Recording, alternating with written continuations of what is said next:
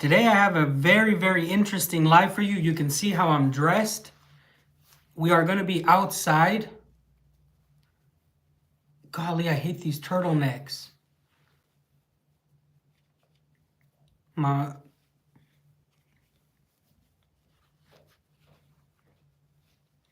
So I am dressed like this because we're going to go outside. But before we go outside, I wanted to show you some things that have come in the mail, some pretty interesting things that were gifted to me during my time living in Russia. I'm going to be opening a box that was sent to me. I'm going to be talking about some gifts that were sent before we go to the plot because this is going to be an outside video, but I also want to give a big thank you to some people who have shared with me some pretty cool things. I just have to get these things ready for me. 1 second.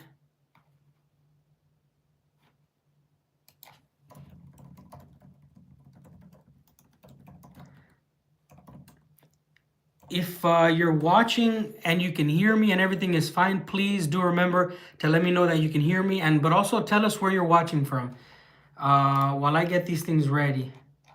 It's going to be really cool to show you some of the stuff that I have saved up. I don't think some of you guys are going to expect this.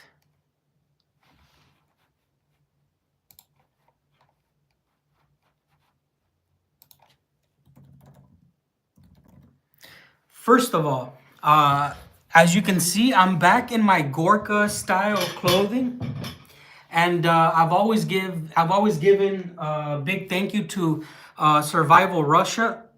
I just opened my cut again.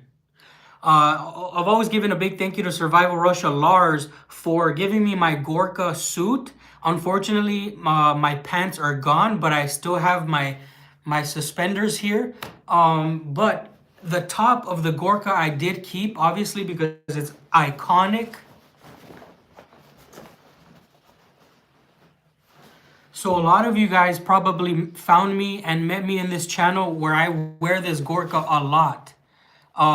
This Gorka has been with me for over a year now, and it's been with me through all of Russia, all over the wilderness. I've been camping all over with this thing. It's really rough. Like, it's really built tough. This is the real deal, guys.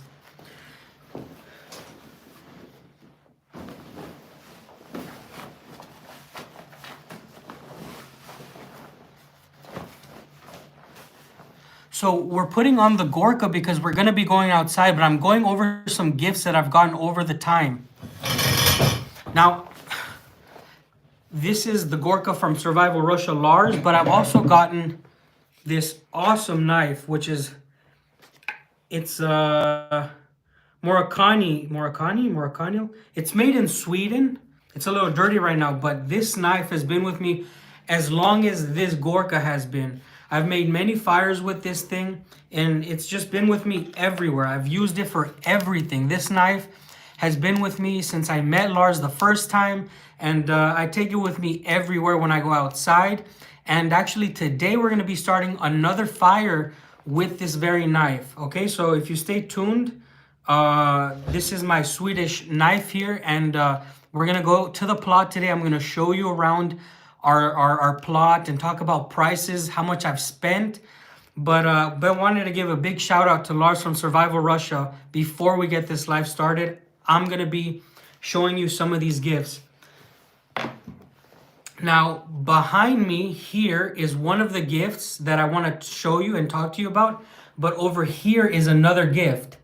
You guys will not even guess what this one is, okay? We're going to leave this one for probably maybe last. While we are here, please do try to guess what that is, okay? You'll never guess what that is. I will leave it up there just for you to break your fingers trying to know what that is. Thank you so much for the donation. Thank you so much for the support, my friend. By the way, today we don't have the alerts on because I am going outside. When we're outside, I unfortunately don't have the alerts, but I'm going to be working on it so that I can do the Streamlabs outside. So right now we're talking about I've gotten as a gift this awesome knife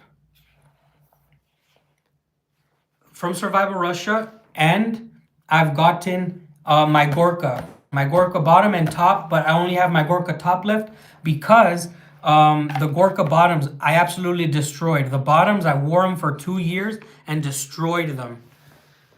Love and God bless everyone. Black Cat, thank you so much, brother. I really appreciate you guys' support. Now, here are some things that I've received in the mail. What are these damn things? Electrical pliers, I guess. They're like electric, hell, what would you call them? I'm sorry, my English is absolutely horrible now. But anyways, I got these sent out by a friend also who watches the streams, and I actually did a lot of electrical work in my house already. So thank you so much. I don't know his name, but these things are freaking awesome. Okay, these things are amazing. Electrical work I've been doing a lot because of him. So if you're watching, brother, or if you watch later, thank you so much for these tools. He also sent me some other tools that are in the other room. But I just want to say, when people send me things from inside of Russia, it's so unexpected because they'll just send me a message and say, hey, I sent this by the mail, because they know my name and usually they know where my address is because I'm so transparent all the time. I'm gonna be unboxing this. This came in the mail. This was sent by Andrei and Marina. They're in the Moscow region. But before I open this one, I want to show you this one because they had already made this for us. This is a gift that they gave Ksenia behind me, and this is a gift that they made for me. So before we open the box, I'm going to show you the work that they've done, okay? And remember, we're still going to be looking at this gift here. I will really give a huge shout out to whoever can guess what that is. Buenas noches. Okay, let's go get what's behind me.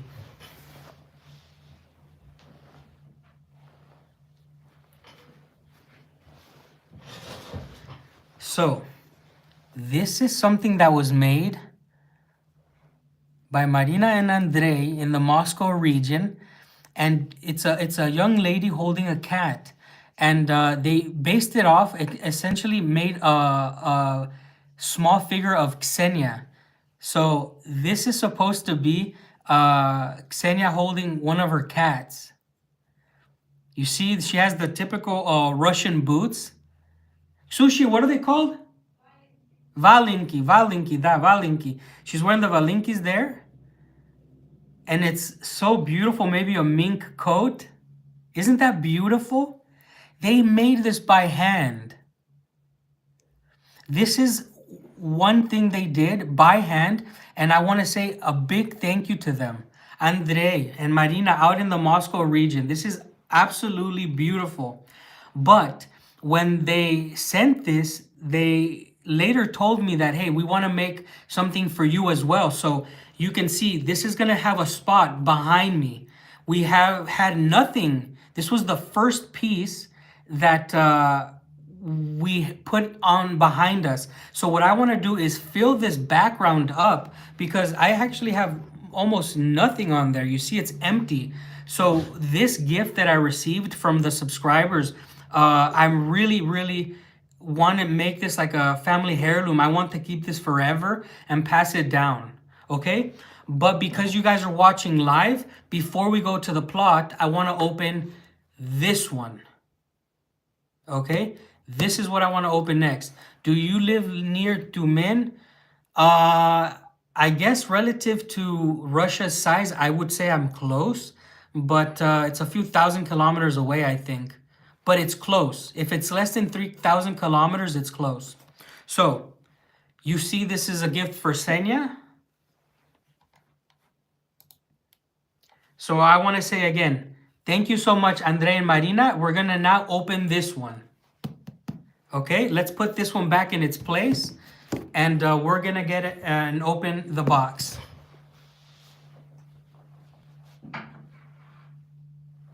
Actually, let me just let's look at it further. The bottom, it's a nice cut wood there. You see the nice staining job that they did. It's stained. Look, she's absolutely complete. There, she's beautiful. She has her leggings on, her mink coat, the cattail moves, the scarf is there. Look, individual scarf. This is a miniature scarf. Look at it, the details. I'm so sorry, I almost put it away without showing you guys the details of this. Now the hat doesn't come off, but it moves really nicely. Isn't that beautiful? Can you guys, if you're channel members, go ahead and give the Putin loves a double thumbs up for this one. This is the Marina and Andrei. Okay, Dodge Hodler. But guys, give this one a Putin loves, please. This is beautiful.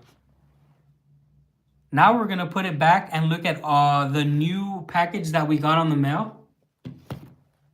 Look at that, gorgeous.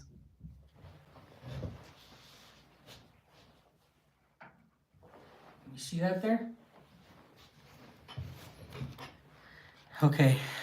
Yeah, thank you, Ginger, for that. Putin loves, Putin loves. I love that. Okay, we're gonna go ahead and open this box. Now, the Russian mail system is really, really good. Every time we've ever had things shipped out inside of Russia, it comes very safely and nicely packaged, okay? So we're gonna open this and we're gonna see the packaging here in Russia. We're gonna use one of the gifts that we got to open another gift that we got.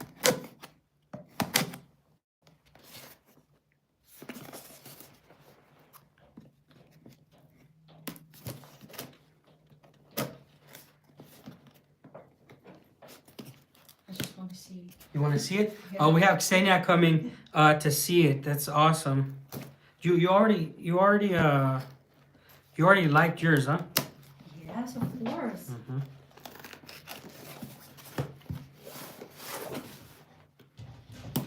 Oh, it's interesting here. Okay, so we're gonna go ahead and open this.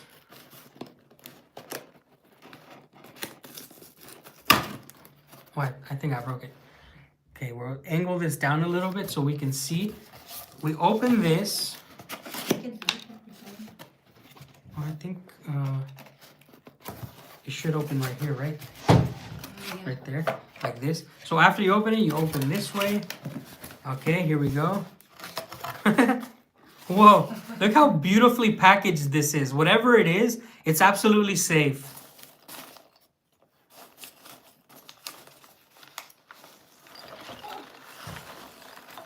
And inside was this package here. So Ksenia's gonna grab the box. All right. Let's go ahead and open this too. I'm so excited.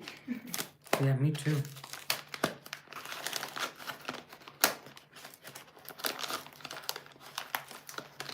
I just don't want to rip the... Yeah, sharpen this knife. Nope. It's ready to just take scissors. Yeah, go get the scissors. Are they thinking? Oh no, it's already done.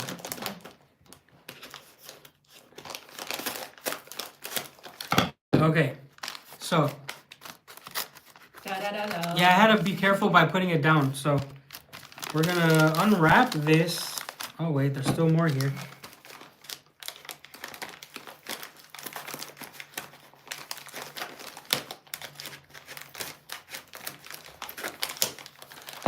Here we go. You guys get to see it first. Whoa, whoa, what is that?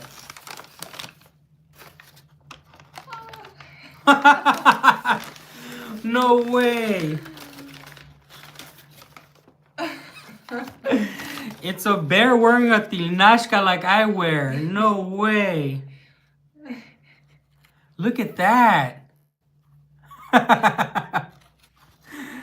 No way, this is so funny. But funniest thing was they wanna put Crocs on this bear. Okay, so Xenia was communicating with them, and they said they wanted to put Crocs because I wear Crocs in the summer. I work with Crocs and in my tilnashka. So it's really funny. The bear is wearing a tilnashka. Oh man, this is awesome. This is absolutely beautiful, and it's a one of a kind piece.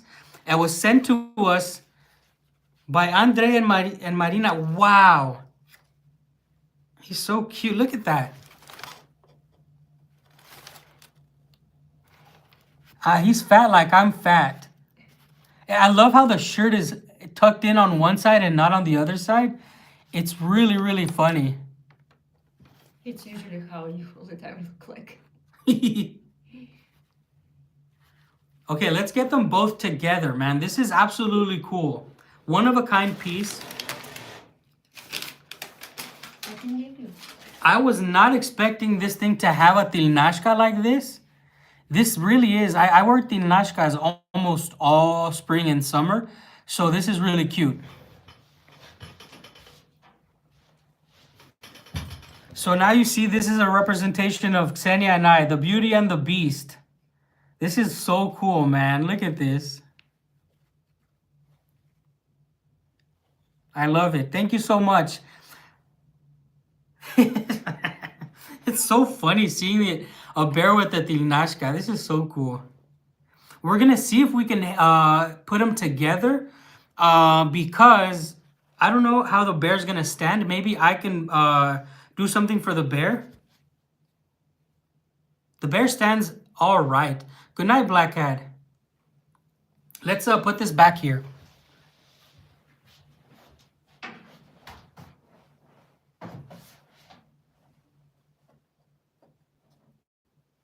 There we go. You see that, guys? In the future, I'm going to get better lighting so you guys can see them back there. But they're together, and that's how they're going to stay, okay? Thank you so much for the support. Man, yeah, I wear the Crocs because you've seen the plot, my Siberian hermano, and it's just in the spring and the summer, it's just nice to be airing your feet out. I don't like to have my boots on for too long. So now it's time to go over what that is. That right there. Before we show you what that is, come on and try to guess. Sorry, that.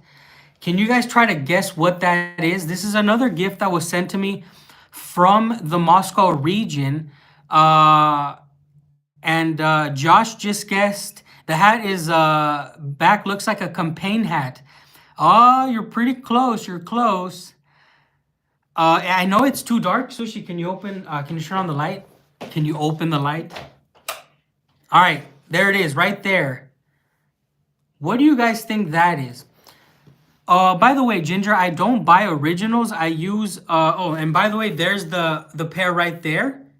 So now that we have the light, you can see they're so beautiful together. Right there. This one was sent from the Moscow region. This piece right here is absolutely fascinating, and it's incredible. So Predor, yes. It is an Afghanistan campaign hat from the Soviet Union.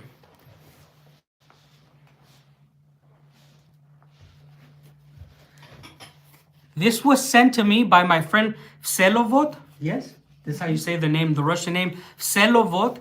My good buddy in the Moscow region sent this to me. Now, this right here is absolutely original. This is an original cover or hat. I don't know how to say in non-military terms. We would call this a cover, a campaign cover for the Afghanistan soldiers of the Soviet Union. I used the exact same style of hat or cover in Afghanistan myself. I have photos of myself wearing something just like this. So I am not going to wear this often, But I just wanted to share with you guys this part of history. This is a hammer and sickle there, Soviet emblem. Yeah, this is absolutely beautiful and a historic relic. I couldn't be happier with all of the gifts that were given and sent here. This material is very sturdy like my Gorka, so it's not going to be falling apart anytime soon. Now, I hope you enjoyed the unboxing of the gifts. We're gonna take the drive now. We're gonna go to the plot. I'm gonna be showing you guys the nature around my house in early spring.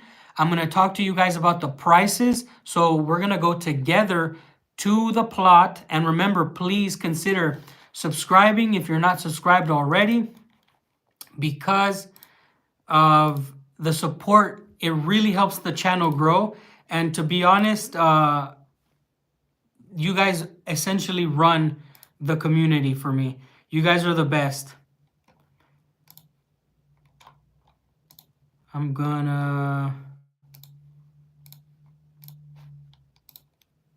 do something here.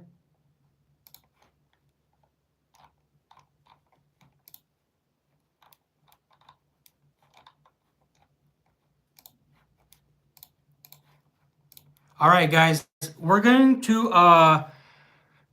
take this cover now, and we're taking this cover off, and we're gonna go to the plot. I think it looks awesome.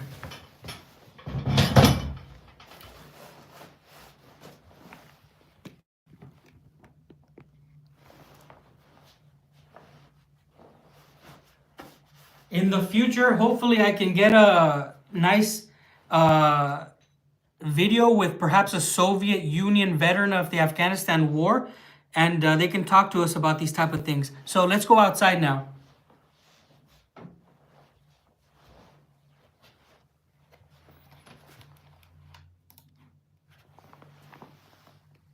And it goes perfect with the Gorka, right? It goes perfect with the Gorka. There I am with Ksenia. You can see we're together there in the campaign cover. Now I'm trying to fill this stuff up in the future, maybe add some nice lighting for the lives. But for the most part, right now, that's all we have. Now, stay with me, guys, because we're going to be going to our plot of land, and you're going to be getting to see what it looks like there right now, what it's looking like.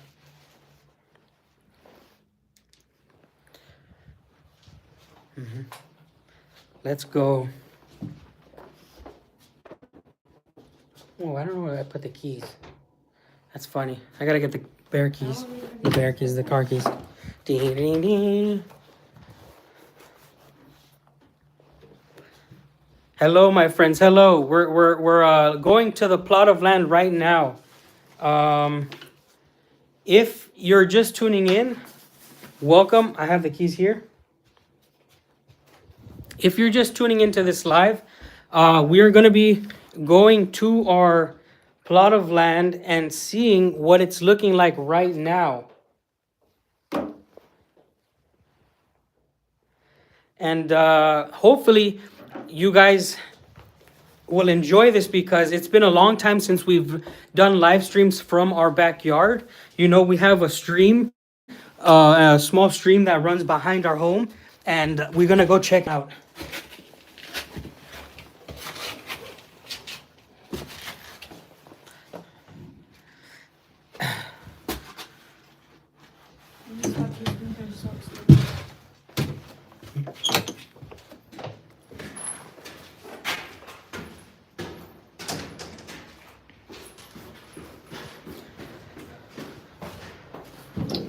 It's actually snowing right now.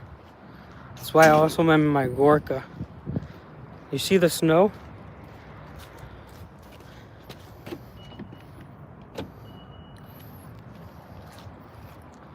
One second.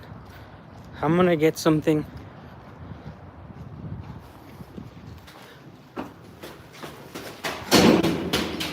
Sushi. Oh, never mind.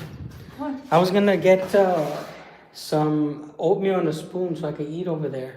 But you don't have later. I have the thing from your father. Okay, will be how much bags? Just two bags.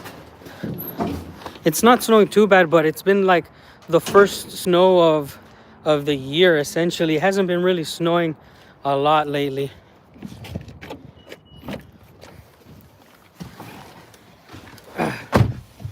Okay, guys.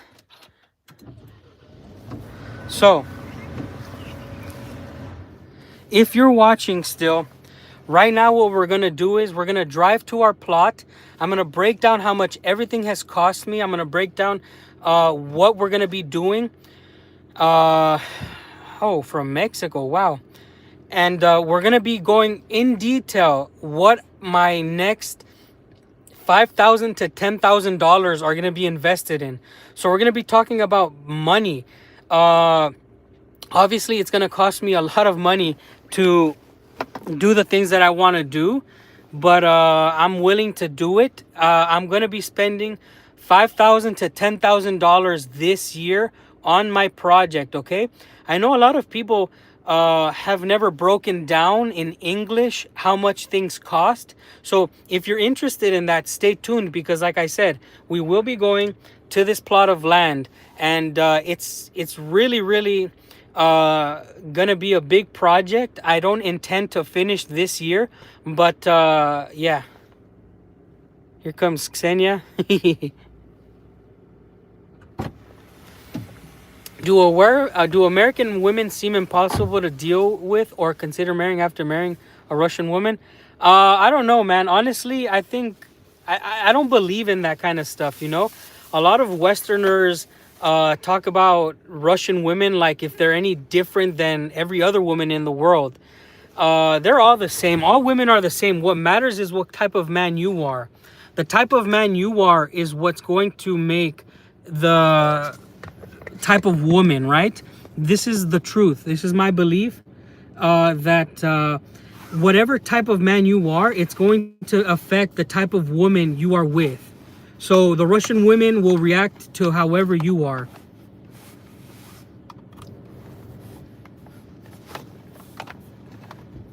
People like to hear the stereotypes that, oh, Russian women are this, Russian women are that, but it is not. By the way, the driver's license, what I use is my Mexican's driver's license. I can drive legally with my Mexican driver's license, and that's what I do. I drive with my Mexican driver's license, and I have insurance under my Mexican's driver's license. I have no problem driving in Russia. Everything is fine. It's just like driving in any other country. So right now, if you're joining this live, we're making our way to our plot of land where we're going to be building a house. I'm going to be breaking down the costs, how much we've spent, and how much we're going to spend. And this is what it's looking like now. It's getting a little bit dirtier. Sorry, my camera mount is a little bit shaky. But for the most part, what I wanted to say is that yes, you can do what I'm doing. I came to Russia without plans and without anything. I've been saving up. So if a lot of you guys want to retire in Russia, or you already own a house in Russia, you could do it so much faster than me. There's the errand guy from Canada. He's so fast because he had something already, and it's a blessing. Good for him, and I'm really happy that it's going well for him. But you can see his story and you can see mine, and you can see that you can do it. I have nothing. I came with nothing. I owned nothing in the United States, and I'm only building now with what I'm saving. Okay, guys? So it's totally possible for you.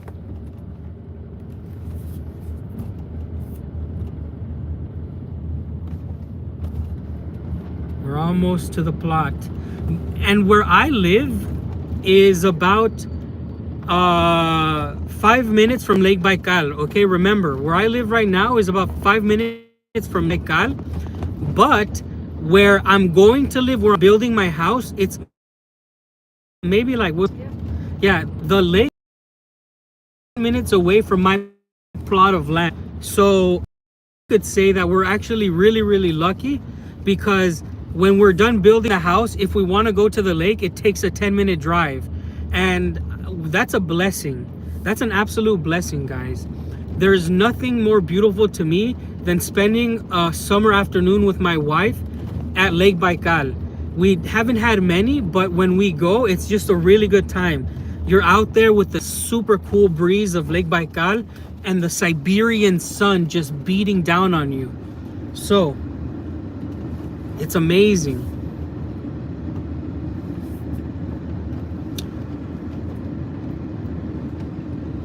Yes, and if you don't know the language, I also have a hack for that, guys.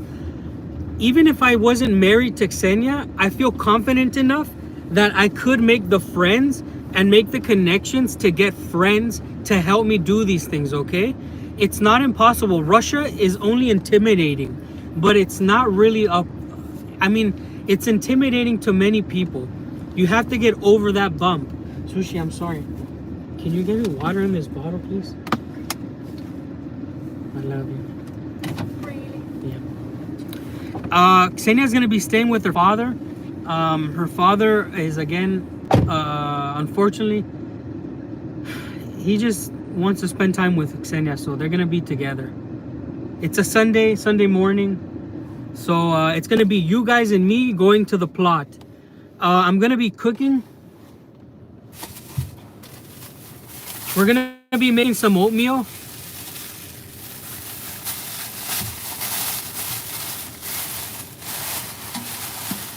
On our little bucket here. I haven't heard anything about the bird flu here. Usually the Russian people are on top of the news, like world news, but this flu stuff, it doesn't exist here yet. A lot of people are not talking about it. A lot of people are not panicking about it, and there's too many eggs. Too many eggs. We have a bunch of chickens here. Everybody has chickens out here. You know, honestly, if I remember correctly, the eggs cost somewhere from 120 rubles to 160, depending on the size of the egg. So the egg is from 120 to 160 rubles. I think they sell them from 10 to a dozen. I don't remember how many eggs, but it's essentially $1 and 30 or 50 cents, $1.30 and 50 cents for 10 to 12 eggs. I don't know how much it is in your country. I have not been back to the United States since I officially moved to Russia. I have not been back. And I made a video recently where I'm talking about that I won't be coming back anytime soon. I don't believe that I will be coming back anytime soon, guys. It's $10 for a dozen. What? Guys, you know what? Answer in the chat right now. How much does a dozen eggs cost where you're watching from? Thanks, babe. Love you. I couldn't reach. I love you. Okay, we have our water. And now it's time to go to the plot. No way a dozen eggs costs $9. There's no way. I don't believe it. There's no way eggs cost $9. $6 a dozen? Okay. Some of these prices that you guys give are unbelievable. $10 for a dozen eggs? That's almost $1 an egg. Winnipeg, Canada, 30 eggs for 10 CAD. Okay, that's a little bit more reasonable. Oh my gosh, that's crazy. Guys, we are now driving to the plot.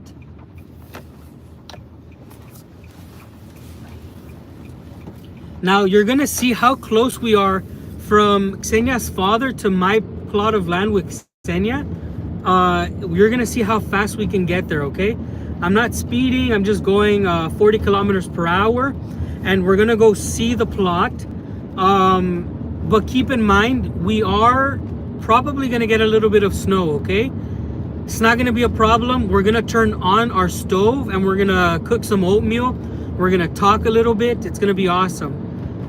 I donate 20 eggs a week to seniors. Thank you so much for doing that, Ginger. You know you're awesome, Ginger. You have a sweet soul. And I'm gonna do the same here in Siberia. I'm gonna be raising chickens, and I'm gonna also be harvesting extra potatoes for the elderly and the orphan children. I might even buy a plot of land just to farm for people in need. It's one of my goals for the nonprofit that we built because of the generous donations that we received from previous videos. The goal is to have an independent plot of land where we can grow food for the community, where they can do it themselves as well. It is actually snowing much harder now. You guys are coming in for the hard winter. Here we go.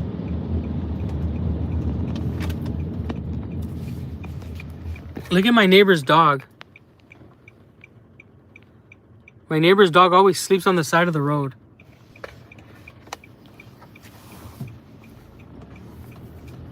All right, guys. We're just arriving here.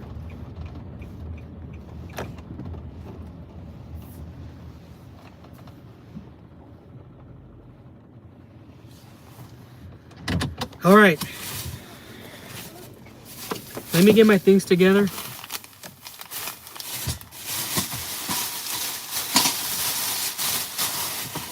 So it is snowing right now. So I'm gonna put on my outside boots, and then I'll be back.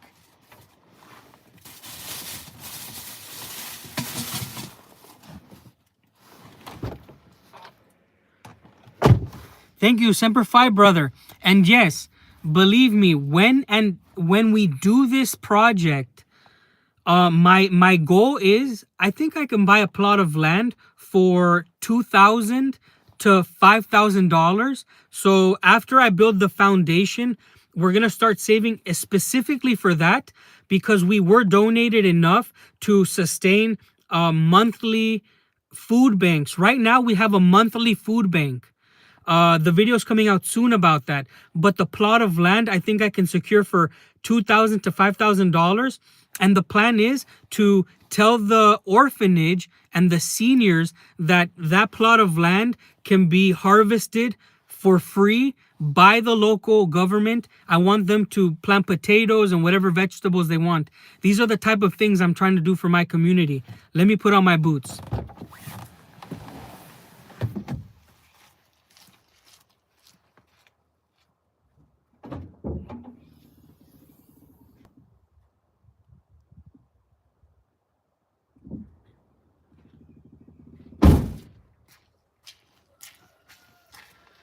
I left the boots inside my shed.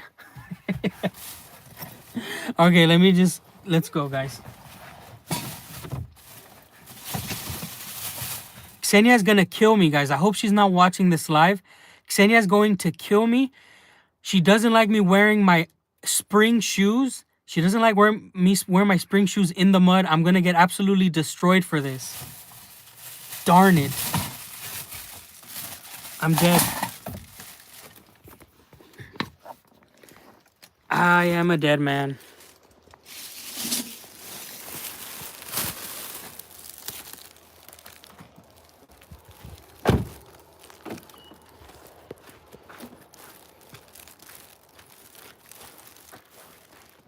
Okay.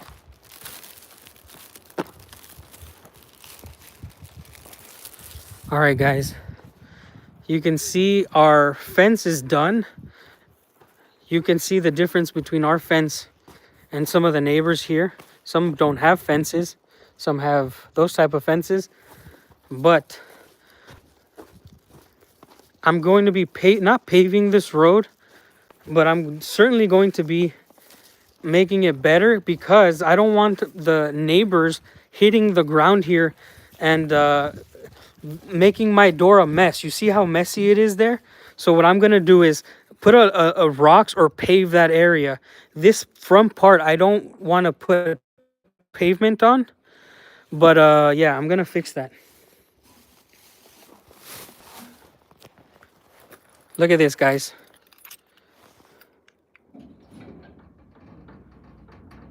Opa. 1 second, 1 second.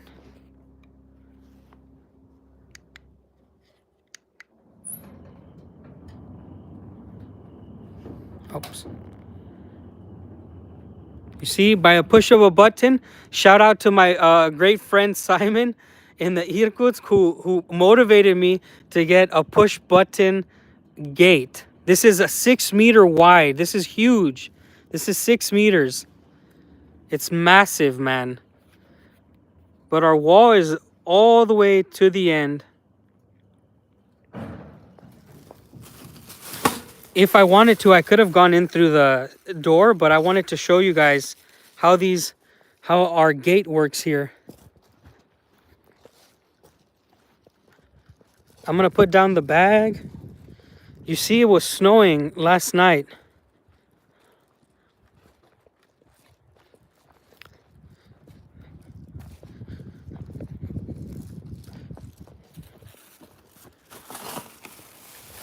This is... Oh. And then we press another button. And it should close. Oh, I think I put it on the wrong one.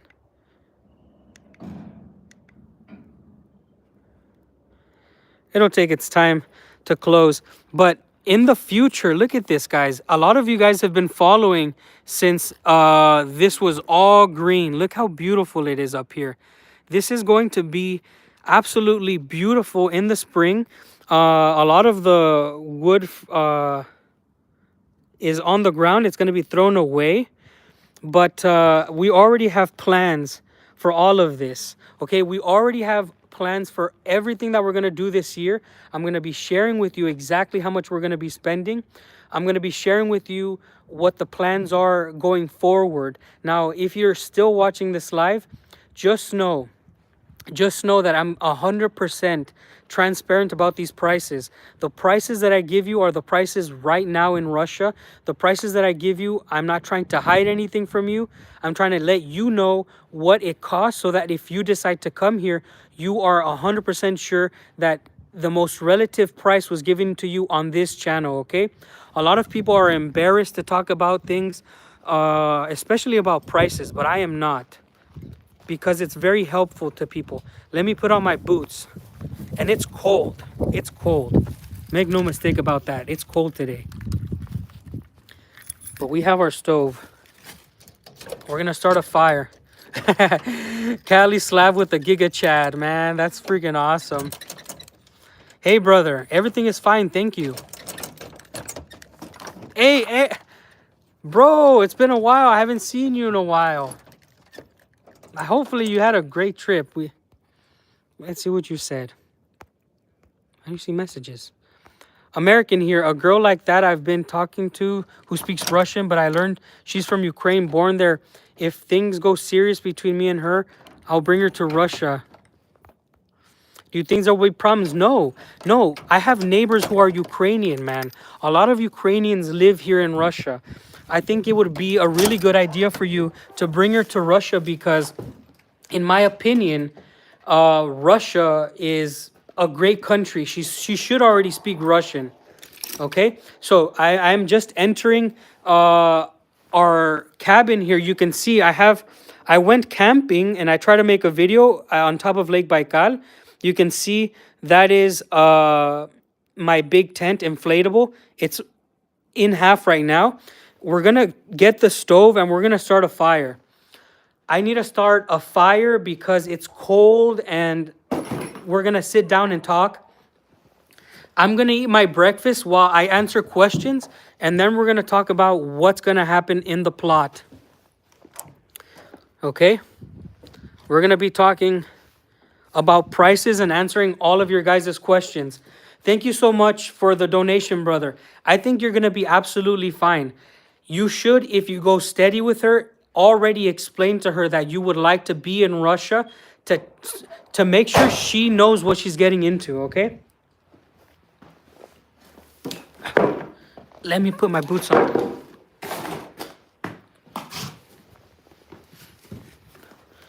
These are my boots.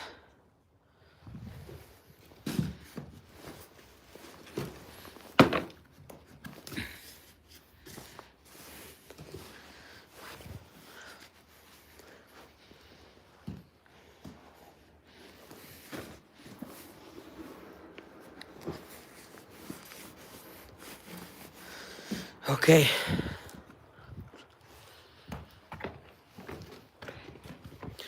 Yeah, don't worry, man. There's no problem. What kind of wildlife do I see? Really good question.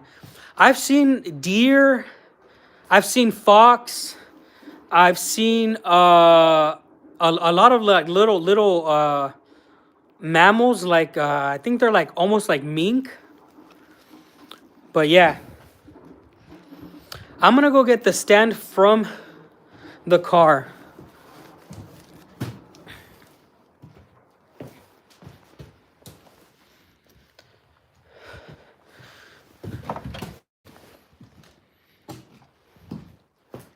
I'll show you guys outside in a minute. Let me get everything ready.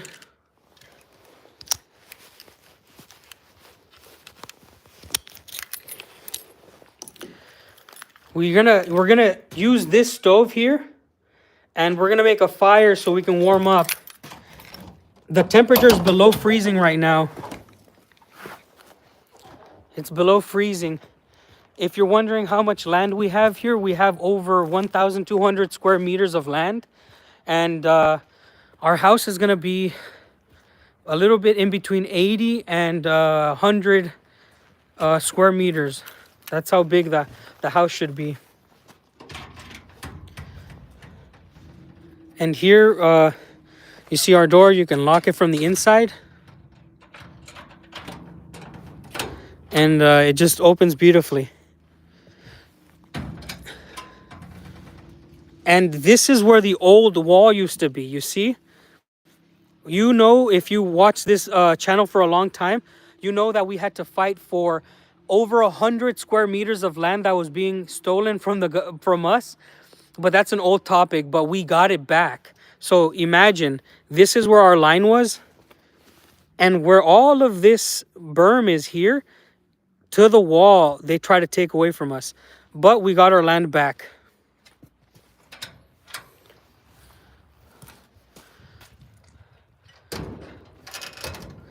If you come out through the door, this is the views you have into absolute wilderness back there. You can go on for many, many days walking. By the way, they is the local government. The local government tried to take that land from us because it was too scared to ask for its land from the other neighbor. So the government tried to bully us into signing away 100 square meters. That's ridiculous.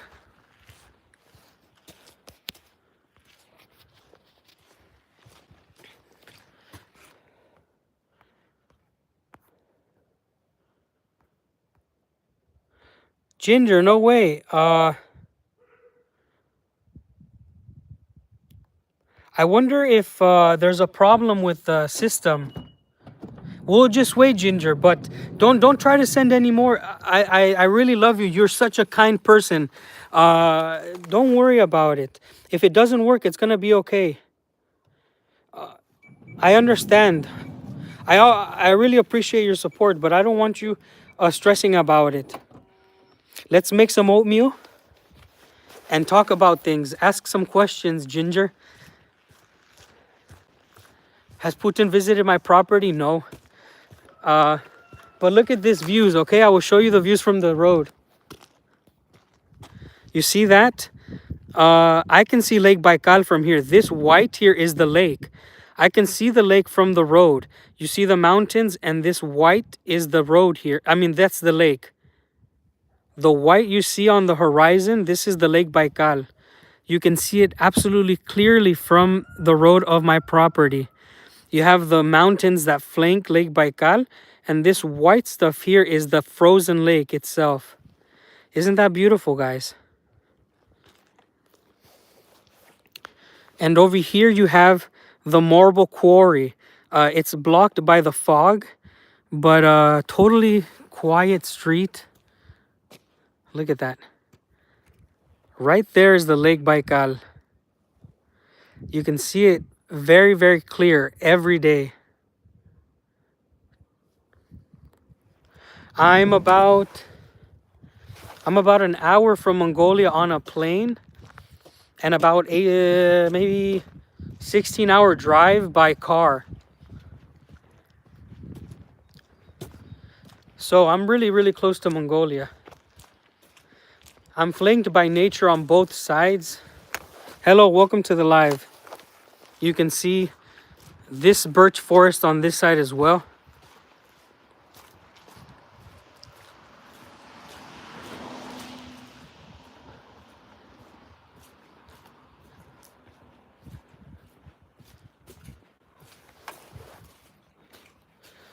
No, this channel has never been Russian propaganda. I'm just a chill dude. I'm just a chill dude who's gonna make some oatmeal this morning. By the way, Ginger, if you're still watching, Ginger, do you eat oatmeal?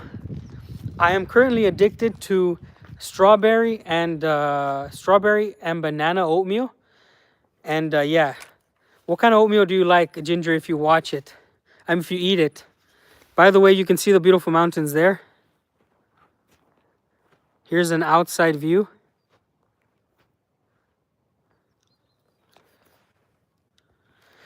Yes, we do need to work on the canals in this town, but hopefully I can become mayor in the future. I want to be the mayor of this town and make it better. So, what we're going to do is we're going to start a fire and cook. My goal is to make this town absolutely beautiful. I want to be the mayor.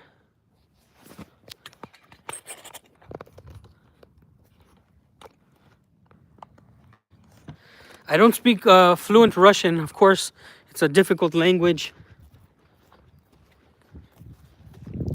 Here is where we're going to be putting the foundation of our house.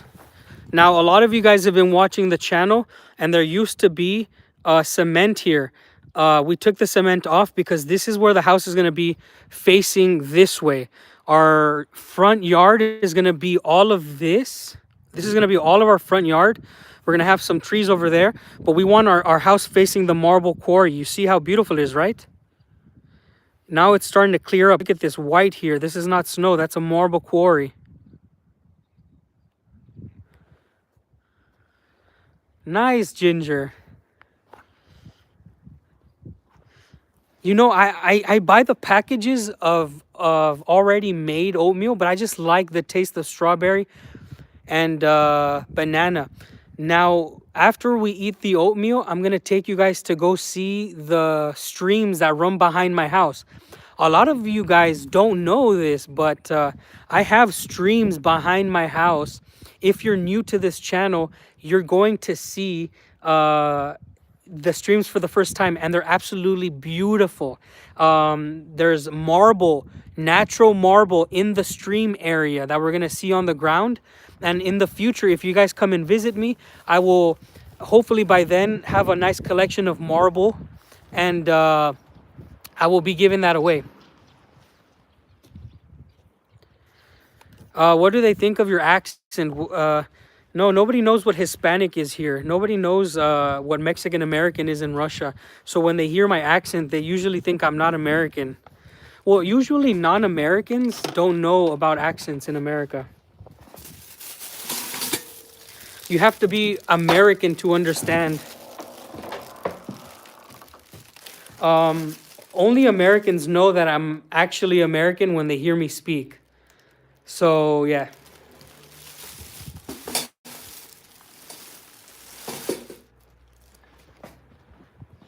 We're gonna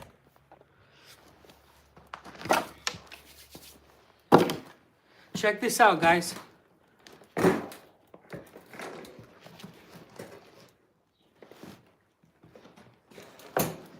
I have my RBM stove here.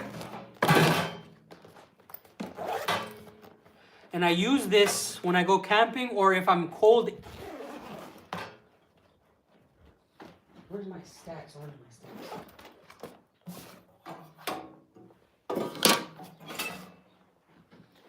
So we're going to be turning on the stove. And I'm going to be answering your guys' questions.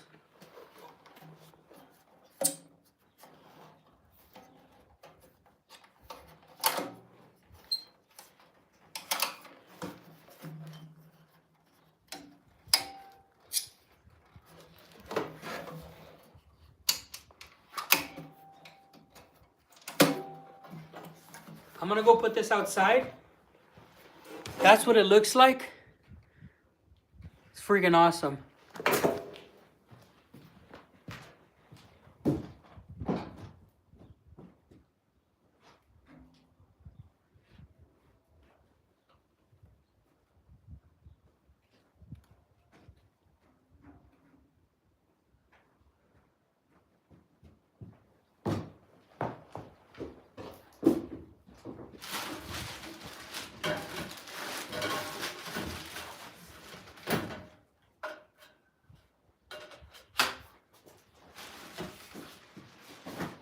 Here we have the stack. This is the stack for the fumes while it burns. I'm gonna go put that on.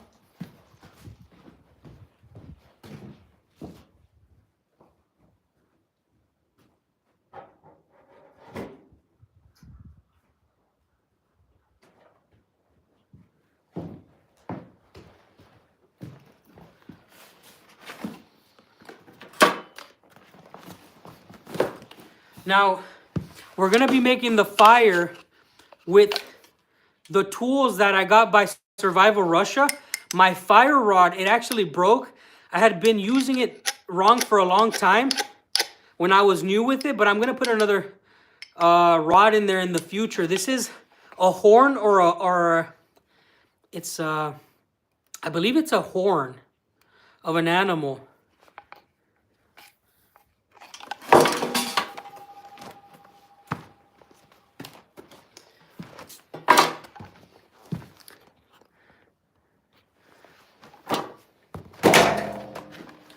I'm gonna try to start a fire.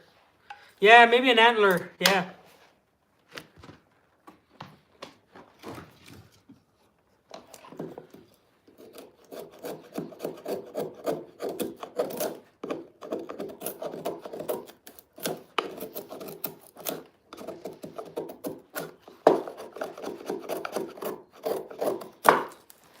I'm gonna try to start a fire for you guys.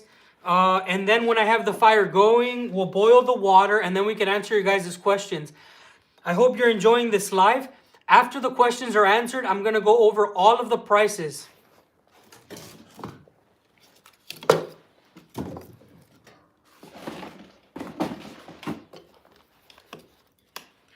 All of this wood is old wall.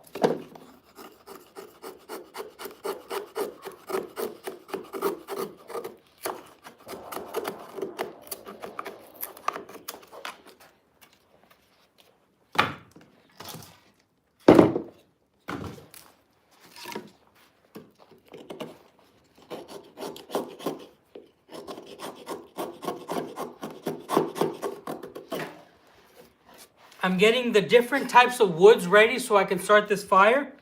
I usually like to have all sorts of sizes so that it doesn't fail.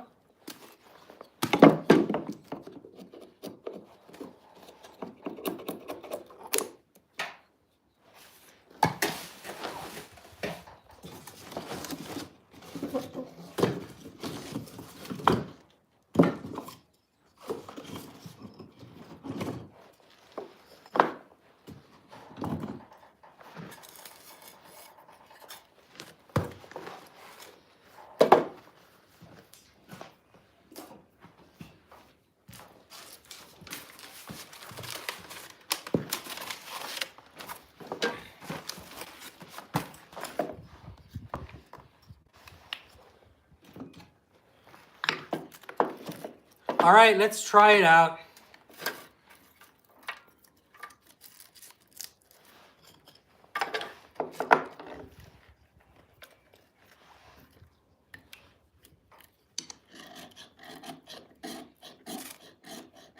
I'm gonna do some shavings first.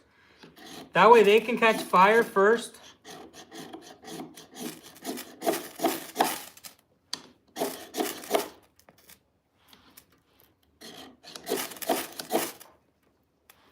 This is really bad wood. I'll try it on this one. I can't find the wood that I had specifically for this.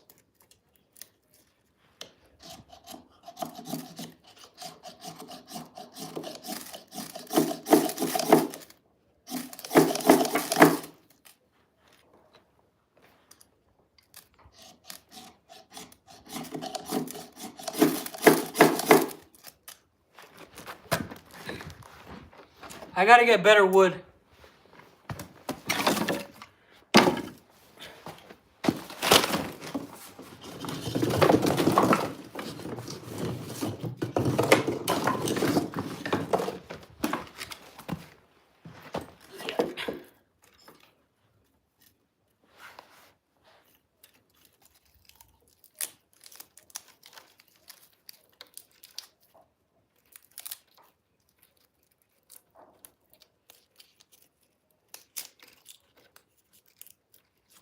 I don't have new shavings, but we'll give it a try.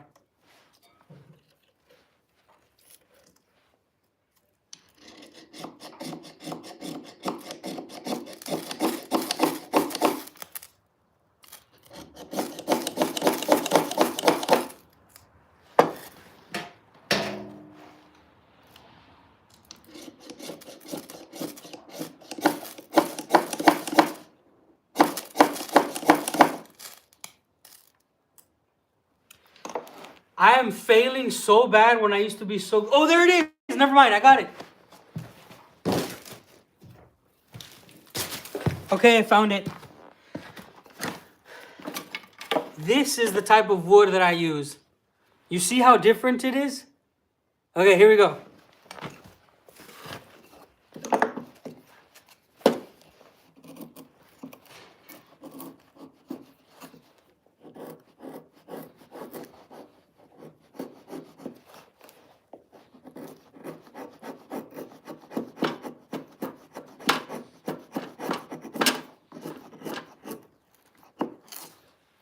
These are like Siberian feathers. Now this is much better.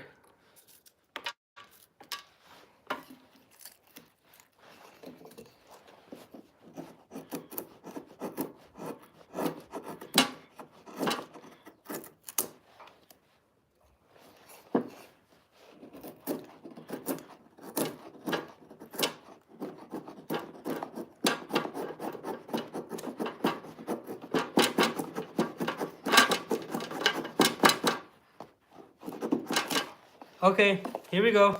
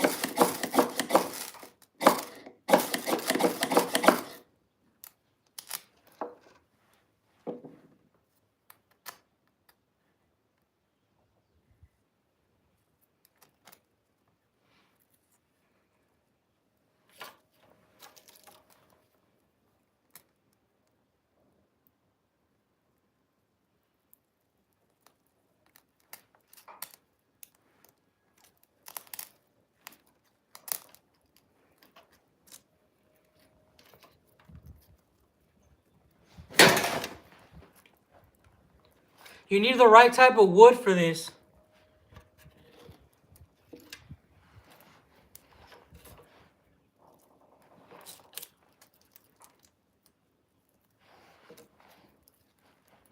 I couldn't find this piece of wood, but this is the wood that I usually use. So I struggled a lot because this is just wet wood from the walls.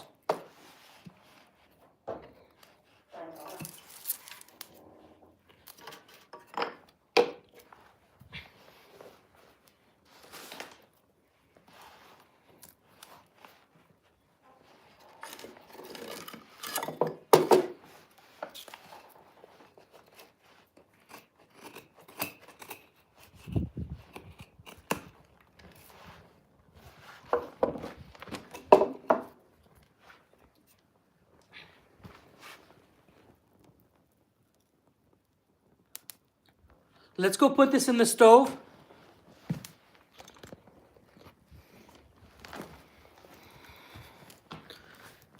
Fire.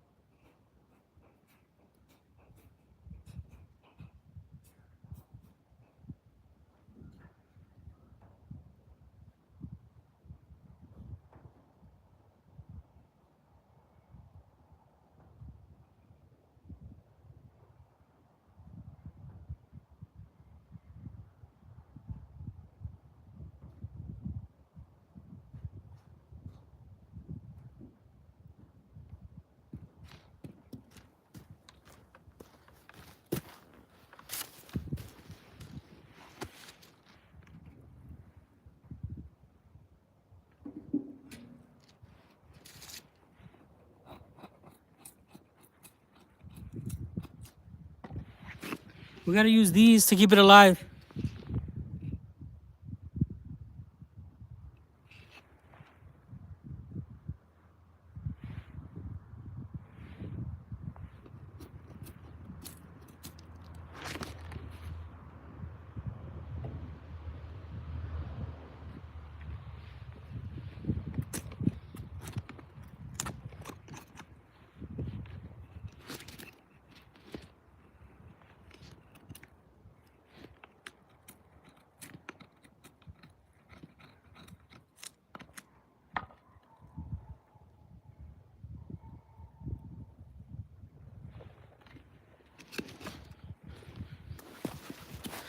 Okay. I'm gonna be making sure that fire stays alive, and we're gonna be talking now, answering your guys' questions. Look at this.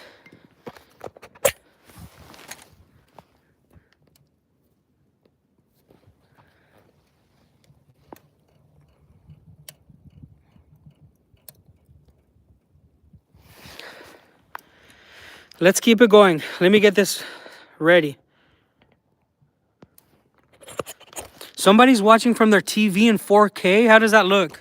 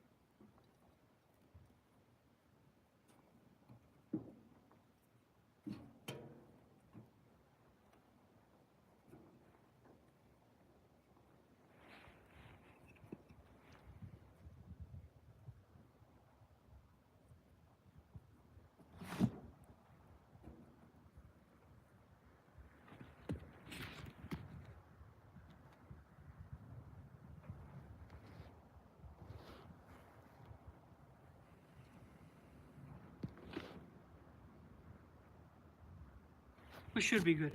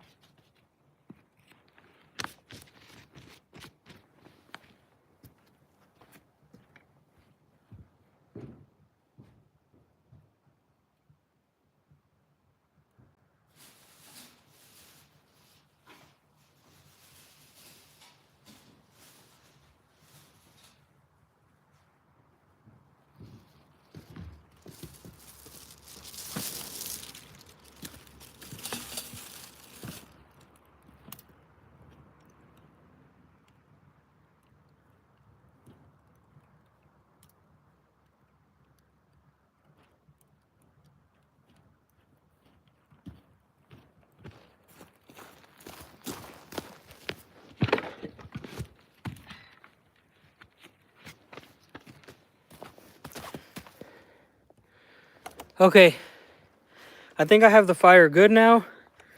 And now I'm gonna put a seat there. So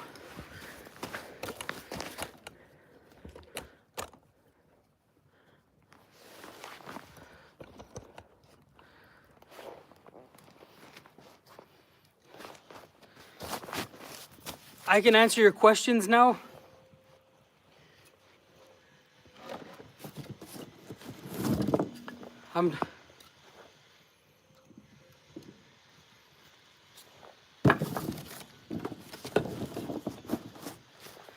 I have been neglecting the stream, guys. If you have any questions or if I missed anything, please let me know.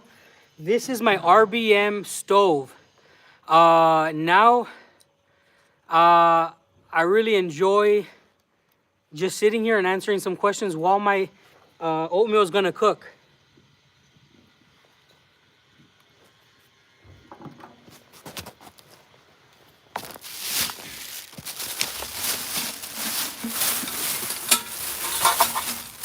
I have this tin here. We're gonna put some water in there. And we're gonna make some oatmeal. Can foreigners own property in Russia? Yes, they can. You just have to pay some taxes for when you're a foreigner. Yeah. But you can totally own land here.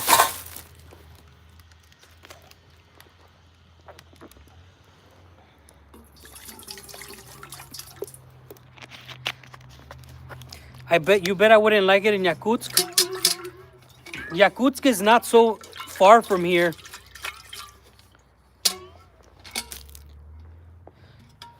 What time is it where I am? I think it's 12 o'clock. What time is it? Can somebody let me know? I'm not near a watch. And I don't know if I can change the screen.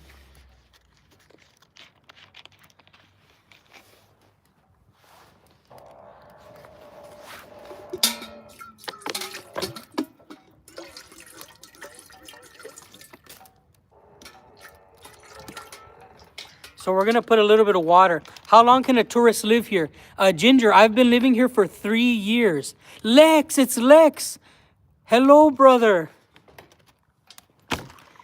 I've been living in Russia for 3 years. If you get a tourist visa, you can live in Russia as an American for 3 years, 6 months at a time.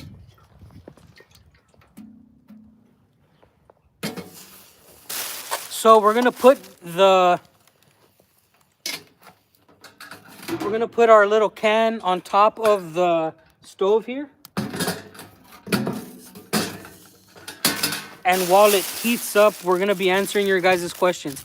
Dan, in the forest near you, are you allowed to take dead trees from it? I'm pretty sure you are. You're not allowed to knock trees down. Even if they're dead, you're not allowed to knock trees down. I've seen a lot of people take firewood. So after 3 years on your visa, you can renew it and stay here. How are foreigners treated by people who have never seen foreigners? I am a foreigner, and where I walk in this town, no one's ever seen a foreigner, and I get treated absolutely good. Do not be scared. If you're scared, come visit my region, and I will take you around.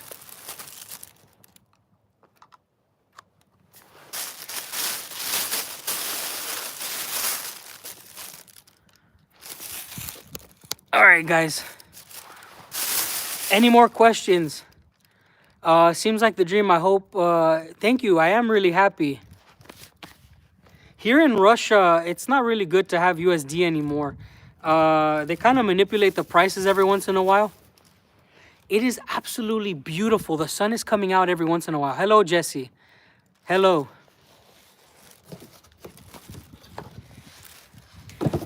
So if you guys were here when we started the fire, now look at it.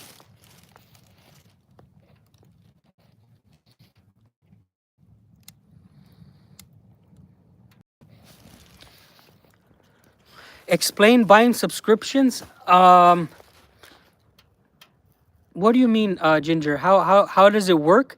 Essentially, when you buy subscriptions, people or memberships, people randomly will get the memberships, and they get to use our channel emojis. They get to see some of our members' content. And the reason why we do that is because sometimes I don't have the time to make full videos. So what happens is the members get to see some of the just shorter version videos, or they get to use some of the emojis that we put on here, the ranking system, and it also just supports the channel, Ginger. If that's what you're referring to, if you buy subscriptions or memberships, it hands them out to people at random, and we've had that in the past. It is actually pretty cold, so I'm happy that we turned on the stove. Look, snowing still. Right now we have our water boiling, or we're gonna try to get our water to a boil on our RBM stove. We have beautiful Orthodox churches here.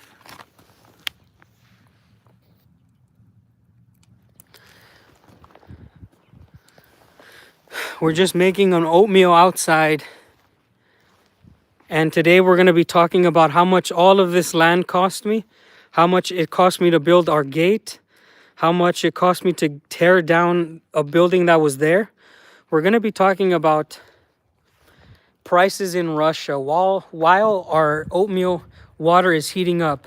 So I am going to tell you guys the price for this plot of land. I don't know how much it is in measurements in Western sizes. This was 12 sotka. This is 12 well, it's 1,200 square meters. Our land came without this wall. We built this wall. This wall was not here. That wall was already there.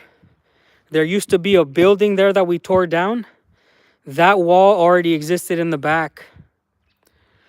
We didn't have a front wall like this. We had an older wall. And it was absolutely broken down. The old wall that this one replaced, is actually this wood here.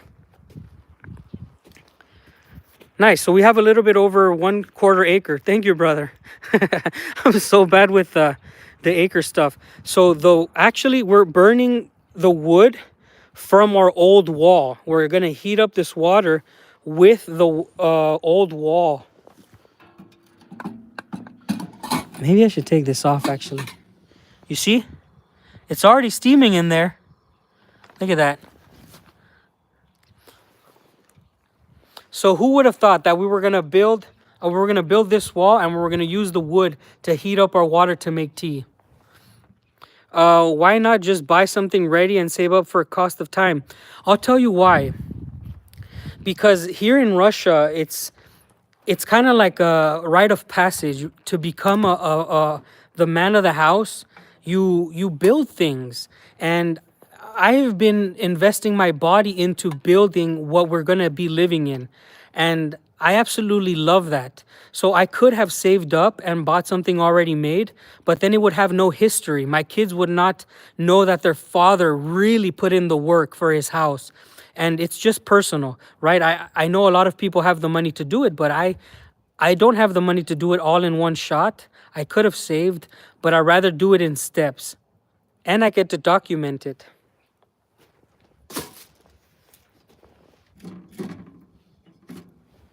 Hopefully that answers your question. How much did it cost in dollars? Right. Sorry, I got sidetracked. So what I'm standing in here, like my buddy said, it's a little bit over a quarter of an acre. It cost me $10,000.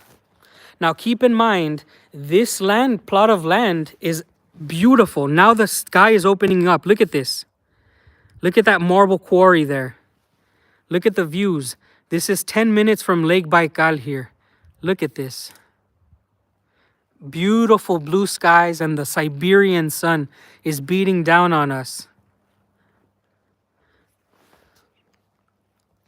I hope my grandchildren do speak about this, because it was a long journey and we're just starting off this part. You can see the sun, how bright it is. In Siberia, here in this region, we get more sun than England. We get more sun than a lot of places. So I paid $10,000 for this raw land. For me, it was an investment of a lifetime because we are right next to Lake Baikal. Now, it cost me 1 million rubles or $10,000. The majority of the money I had already saved up because I had a life before this, guys. Right? A lot of people forget that they think I'm a YouTuber, but I'm not. I'm just a normal guy who is now making these videos. But before this, I had a good job. I was being well paid in the United States. So I had some savings. But I also have a business in Mexico. So I have a life. Are you surviving or saving? So I make my money from YouTube right now.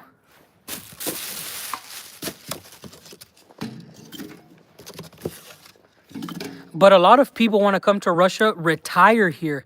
Some of you guys watching already have a house and you can make a life here. Why not retire in Russia? Sell your house for $100,000, buy a house here for $50,000, and retire on the interest that your money will make on the bank in Russia.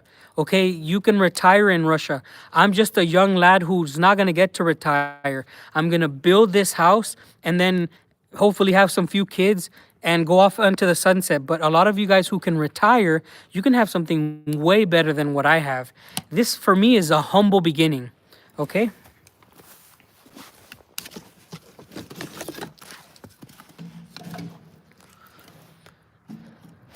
No, I paid 1,200 square meters. If some of you guys have $100,000 house in the West, which that is a little bit, a house in the West now costs $300,000. If you can sell that, you can retire in Russia and live amazing for the rest of your life. Just think about that. How often do I go to Mexico? I go to Mexico. I'm trying to go at least once a year. I was there in Mexico last year. I think our water is hot enough. Hello, Hatsuma. Welcome to the live. And welcome to everybody. We're answering the questions of how much this costs me. And we are going to be talking about other things. Why did I choose Siberia? No, I didn't know about the low costs. I didn't move to Russia. When I first got to Russia, I was a tourist. I had no idea what Russia was like. I didn't move here permanently until about 6 months ago. And I don't think about the prices when I thought about moving here. I am not a person who had any idea what Russia was like before he got here. I had no idea what Russia was. I just knew I wanted to be in Siberia because of the wilderness. I saw the Siberian tiger in the TV. Well, I grow food on my land. Caldo, we already have gardens here. I will show you. We've already harvested potatoes here. It was not the woman who made me stay. I also didn't come for a woman. I am not one of those men. Check this out, guys. I will show you where we've already farmed. This here gave so many kilos of zucchini. It fed us for months and months. This square only gave us enough food for 4 to 5 months, guys. This right here. On this side, we planted potatoes all the way over there. So we had potatoes here. We had carrots. We had dill. We had radish. We had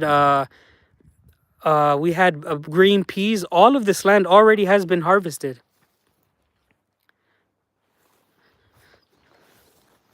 We also built a compost box right over here.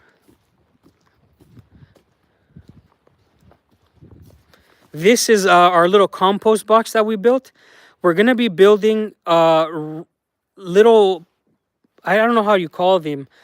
Simon, do you know those boxes where you farm on top so it's not on the ground level? I don't know, my English is horrible. We're essentially going to be doing these boxes to farm on them this year. Did you leave some tubers on the ground? Yes, we're going to be doing raised gardens, raised beds. This is what we're doing this year. We're also going to be planting trees and berries. So all of this area here is going to in the future have bushes of berries all around the wall there. And on that side, we're going to have some trees, fruit trees all the way around there, guys. So all of this is going to be grass and trees there. And this is all going to be bushes with berries. We're going to have the raised beds here for farming. We're going to have those planter boxes here. Many rows of them. Many rows. And on this side is going to be our greenhouse. On that side will be our greenhouse. Our greenhouse is going to be on the elevated part where the most sun gets it. The sun rises on that side. So our greenhouse will be there. Our raised beds will be here. Bushes with berries will be along the walls. And the trees will be on that side. Everything is going according to plan, guys. This building is going to be a sauna and barbecue pit. This building here is going to be taken down in the future, and it's going to be a sauna with a barbecue attached. Half of the building is going to be a sauna. Half of the building with the lean-to is going to be a barbecue on this side. So we're going to make the foundation cement. And it's going to be absolutely good. So my cost of living, I've given you guys the exact cost. Okay, we're boiling, boys. You see that? We're boiling.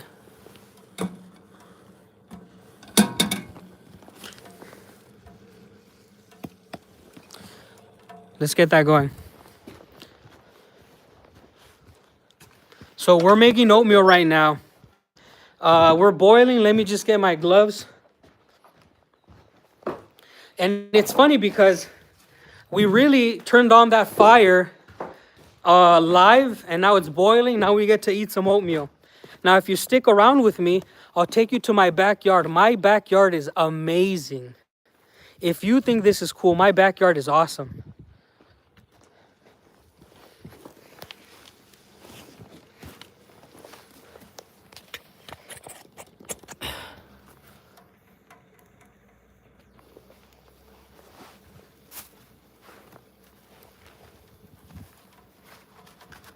Any vineyards? No. Vineyards? No.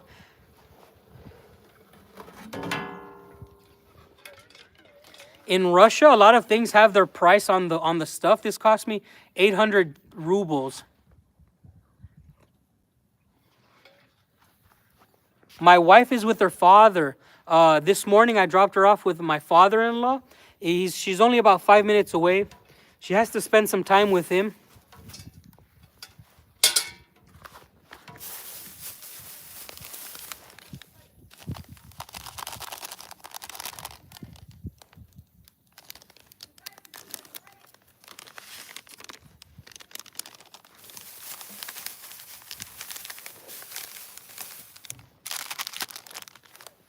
I'm addicted to these right now. My Russian is not the best, but I understand a lot of it.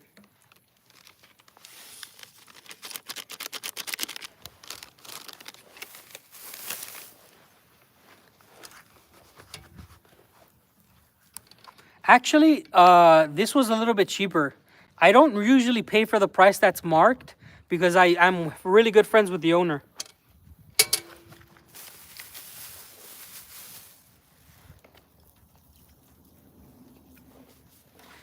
We have 2 pets.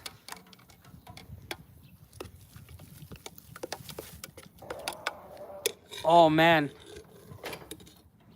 I'll show you my oatmeal.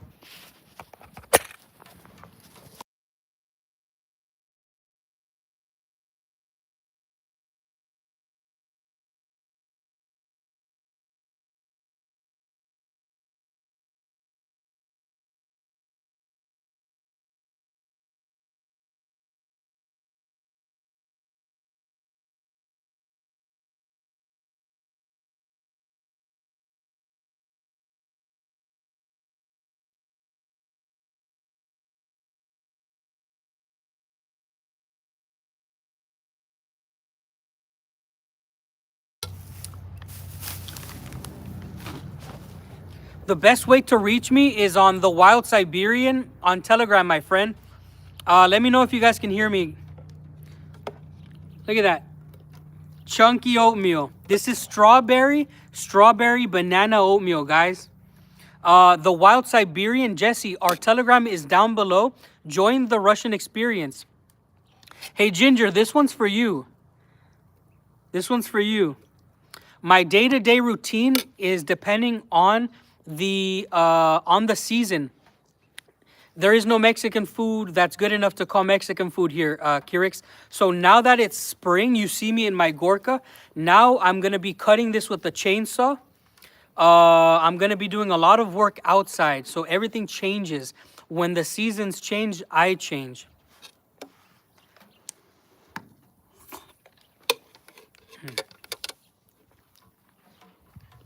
Oh, it's nice and warm.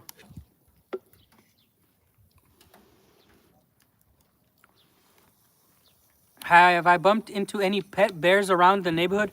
No, but we do have pets around here. Tas is from the area. Hello, brother. What about the war? Do they recruit foreigners? No, they don't. You'd have to join a private military, but I don't do that because mercenary work is absolutely bad.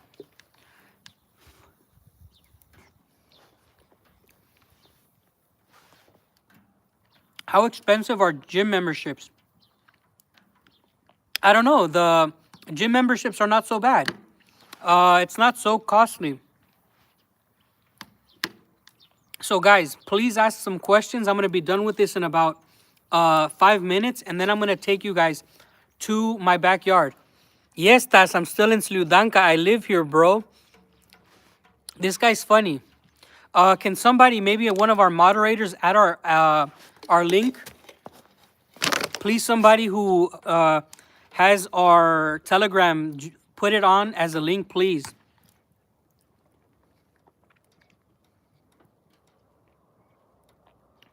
Yes, I have seen many things from Soviet era.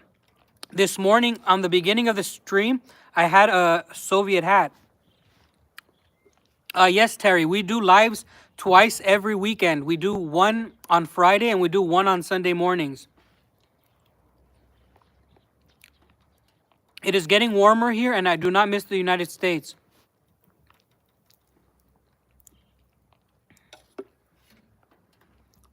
We need to find the Telegram channel, our Telegram channel, the Russian Experience. If somebody is in that, please share it with the chat.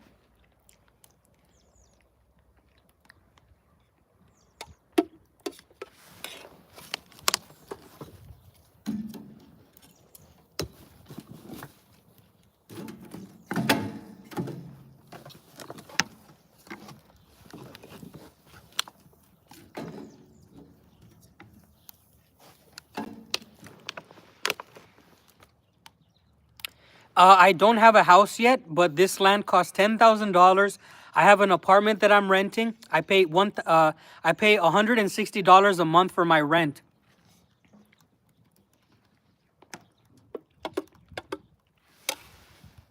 My favorite food is anything that Ksenia cooks, like borscht.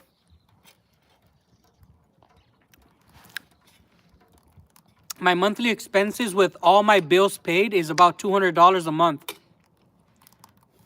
I've already gone over the cost for everything.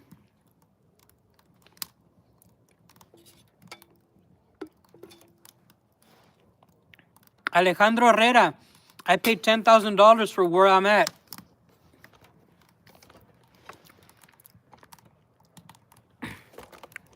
There we go. How do we pin this?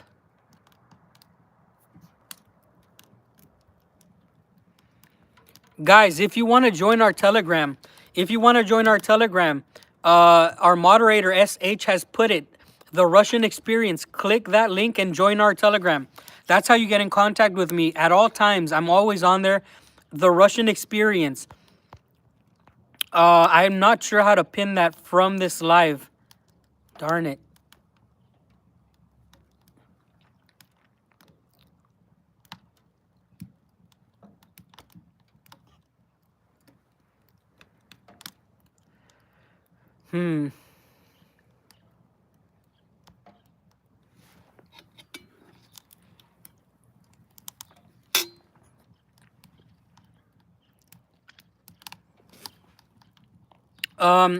If you got in, you can write in any subject. It's a forum.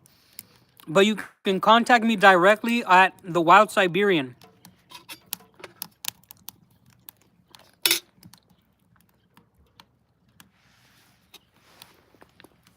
I don't make videos about Kursk because I don't live in Kursk. I've already made military analysis on the Real Reporter channel. If you want to see my military analysis, go to the Real Reporter.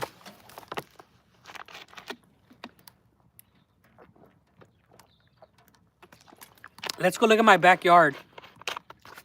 JC, I got your text. I got it, bro. Okay. We're done eating our oatmeal. This is what the plot of land looks like now, and I'm going to explain to you where our house is going to be. Our house is going to be from there to there somewhere. I'm going to be making a concrete driveway.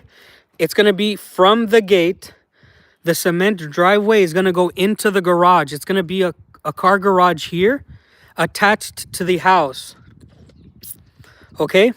So just imagine this is going to be paved with cement, and it's going to be a garage going straight from the gate to the garage. And then the house is going to be connected. It's going to be 10 meters long. 10 meters wide, rather. Sorry. Thank you for joining the Telegram. The house is going to be 10 by 8. We're working right now. We're working right now to either get it 10 by 8 or 12 by 10. Okay? Just know it's going to be a rectangular shaped house. And it's going to be with the garage attached. But I'm going to show you guys my backyard now. I'm going to show you what's behind my backyard. Or behind my house. We're going to walk out the door. Because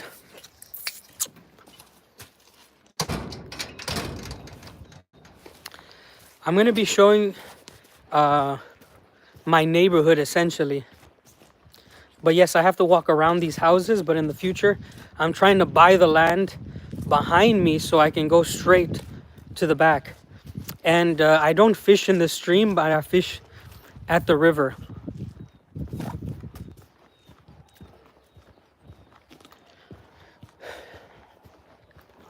Remember, this is the street that we live on. And you can see Lake Baikal from here. The white next to the road is Lake Baikal.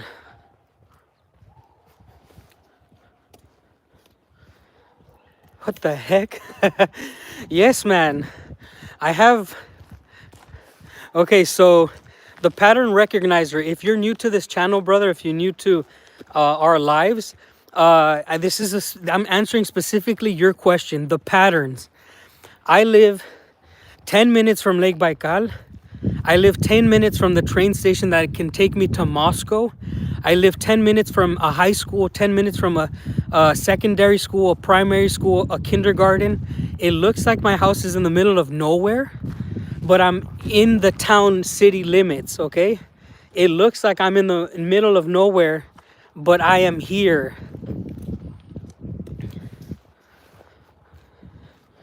So this is just a little path. There's my fire's burning right over there.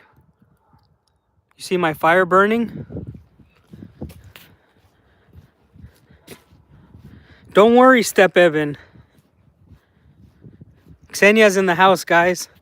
So we're going to my backyard. Yeah. Bert Miles says, 20% of the world's fresh water is just chilling in your backyard. That is absolutely accurate. And we're going to go see a stream that feeds into Lake Baikal. Okay? We're going to go see a stream that feeds into Lake Baikal. That's my property there. Or our property rather. That is the roof of our cabin. And look at that nature.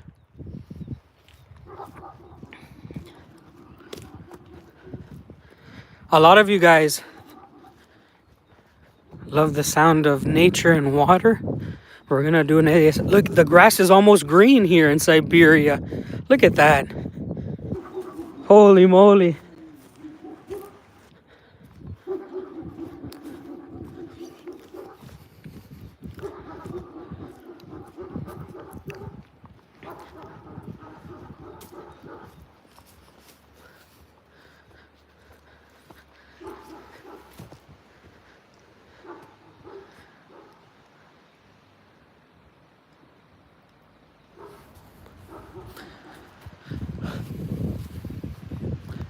Enjoy the sounds of nature.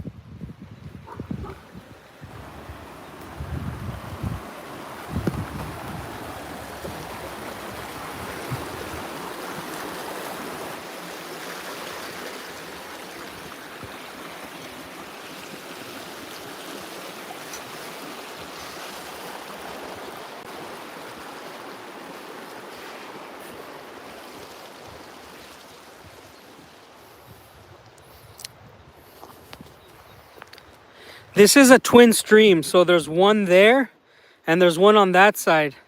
And they run next to each other.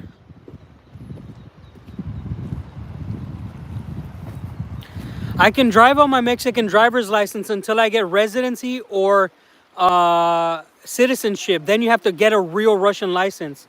Now this water is completely clean.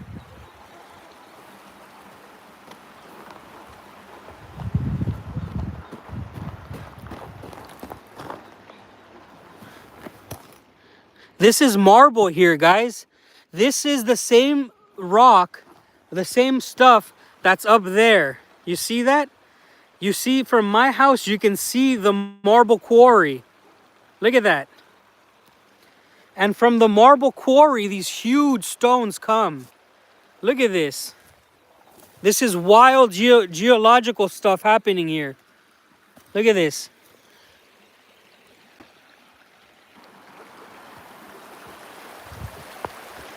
This is my backyard.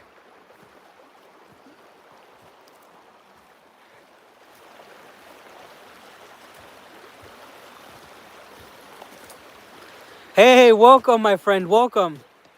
Whoa. There's a real nice piece of marble over there. I'm gonna go take you to see it. Holy moly.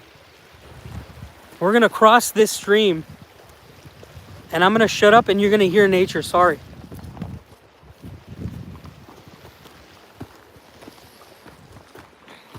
I have to fix these bridges.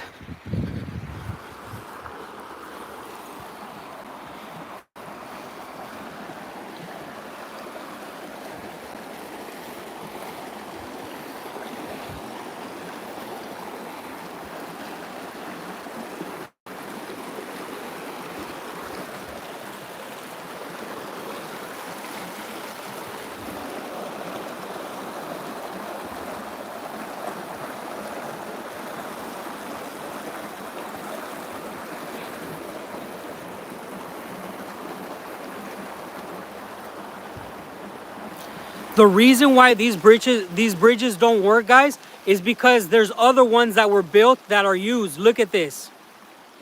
That is the proper bridge over there. I am using this one because it's fun. That is the new bridge over there.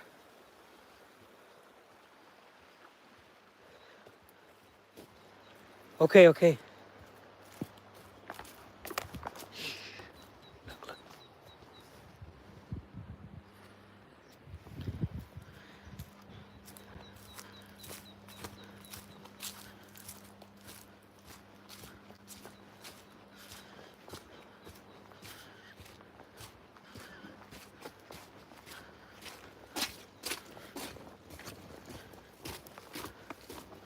I saw a really nice piece of marble somewhere on this side.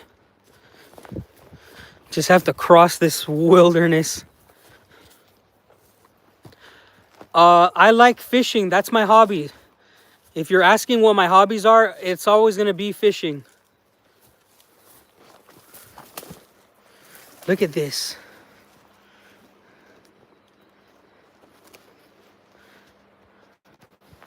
It's adventure time with Dan. Welcome to the Siberian outback.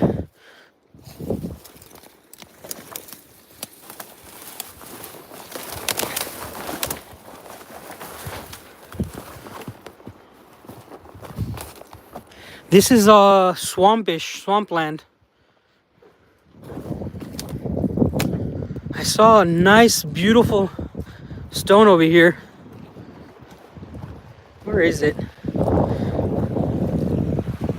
Oh, here it is. Look at this. Look at this. Look at that beautiful top.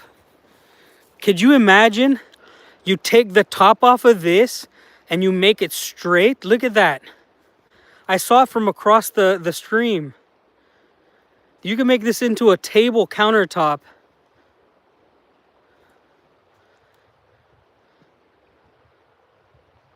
Isn't that beautiful, guys?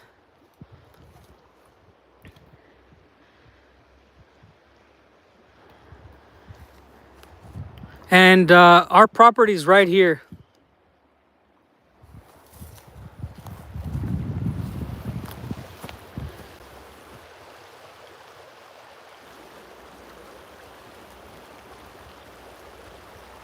Can you guys hear me and see me all right? I was said that the video quality dropped, and I really wanted you to see this marble top. This marble is beautiful. Yes, I know about the Russian fox experiment.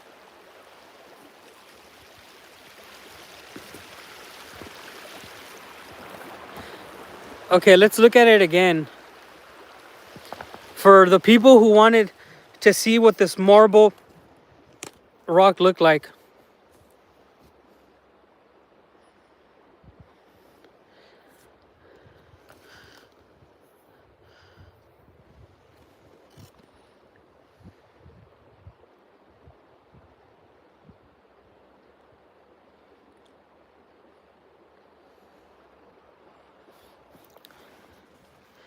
If you want a Gorka like mine, it can only be found right now in Russia. Let's go drink some water straight from the stream now.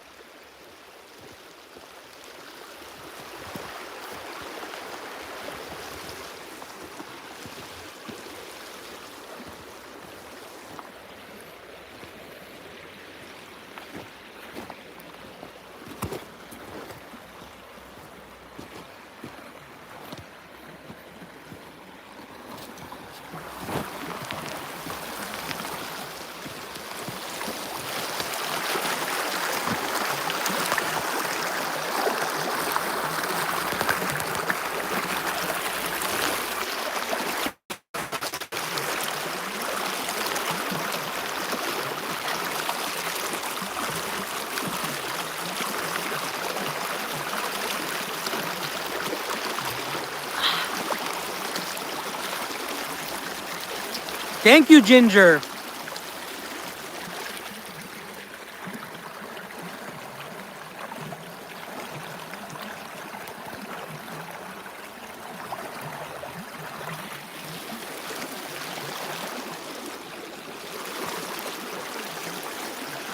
That is absolutely clean water. If I wanted to, I could have made the oatmeal from just this water. The water is absolutely cold, but it's worth it. Ginger, I love you. Thank you so much for always being supportive of the channel. And yes, I wear my ring on my right hand. This is Russia. We are an Orthodox country and it's on the right hand.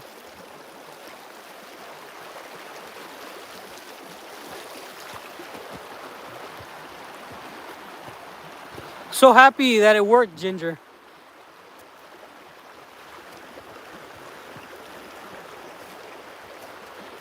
Oh, by the way, Ginger, that's Kitty, that's Ksenia.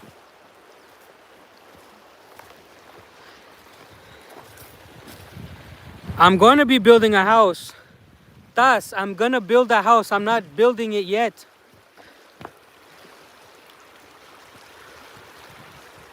No, they don't. Look at this, guys. I got my boots. We're going to walk across the stream and go to the other side to show you more marble, okay? Ginger, thank you.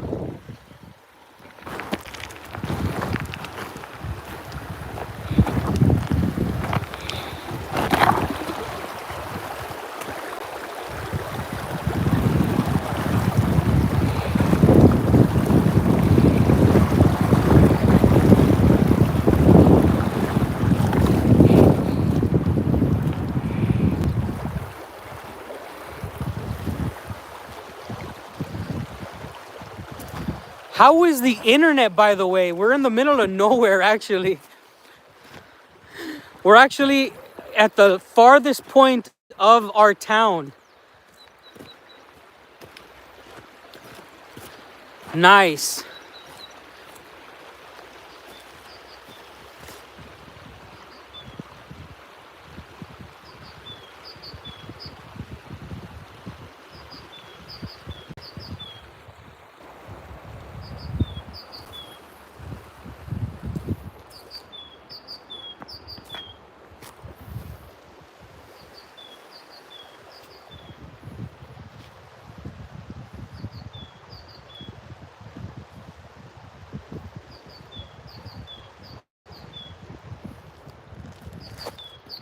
Can you hear the bird? Can you hear the stream?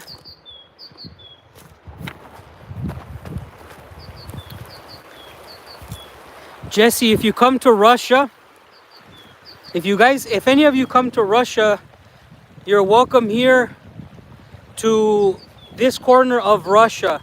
I don't live in Moscow. I don't live in St. Petersburg. I live in the heart of Siberia, next to Lake Baikal. I will show you. If you see those mountains, Baikal is behind them or in front of them. This stream goes straight into Lake Baikal. I can take a boat from this I can take a small kayak. In the summer, it gets higher. I could ride it all the way to Lake Baikal. We're right now in my backyard.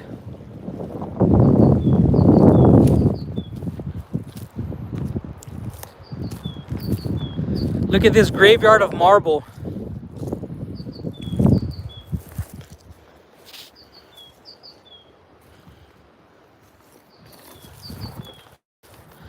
For the people who come visit, maybe if some of you guys know how to do like artwork with your hands, you can take a piece of marble from the quarry here that I have.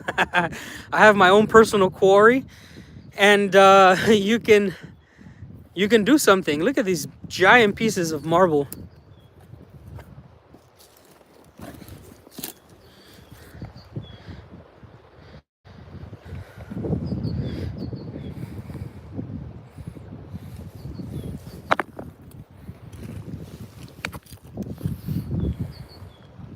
О, здравствуйте.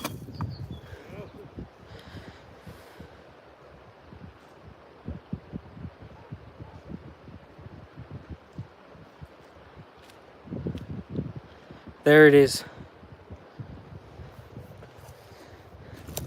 Что за кино? Что? Что за кино? Oh my God. У меня не снимай.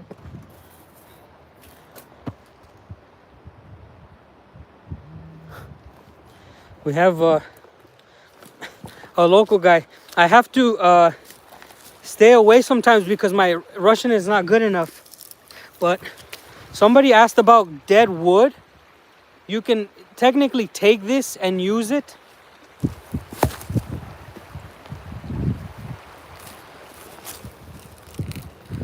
But it's not good for me. We're just gonna keep walking here until the internet drops. Look at this. In the summer, all of this is gonna be green. All of this.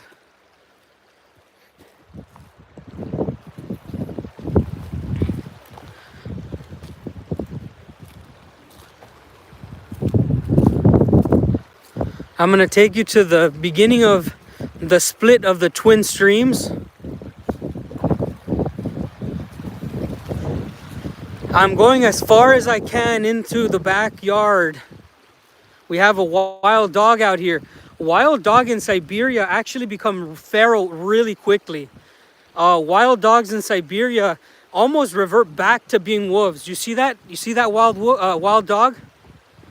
These animals really revert back to their old instincts. Look at that guy. He looks like a wolf, actually. He almost looks like a... His face is really wolf-like, not like a Siberian husky. Whoa.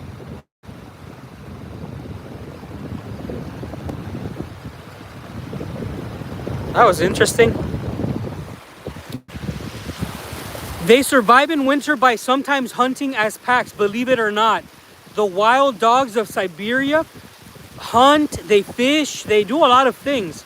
I'm gonna show you now where this splits. Here we go. Here. One goes this way, and the other one goes that way. And then you have this giant, almost island in the middle. But it starts off as one.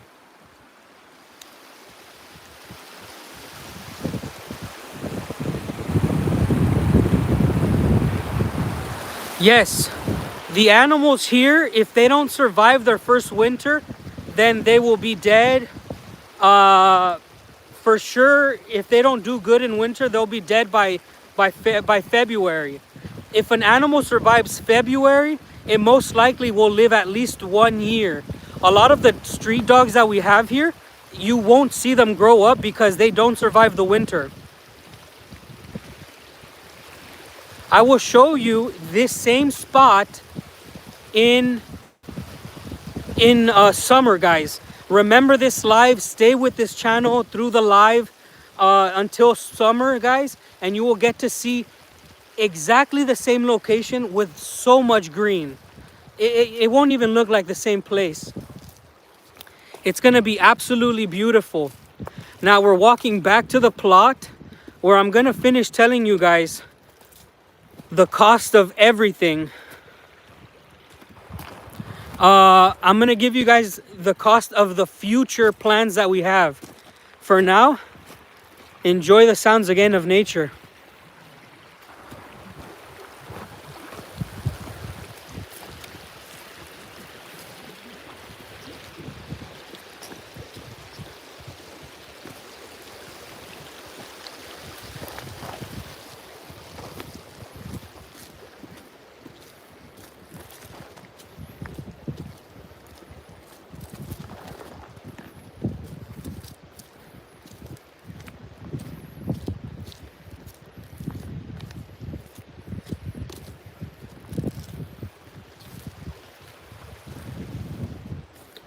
You don't get your veteran payments out here. But if you want to talk about that, join our Telegram. I can speak to you in private and I can help you guys. Miguel, next month, I get to give away 10 for free. Every month we give them away.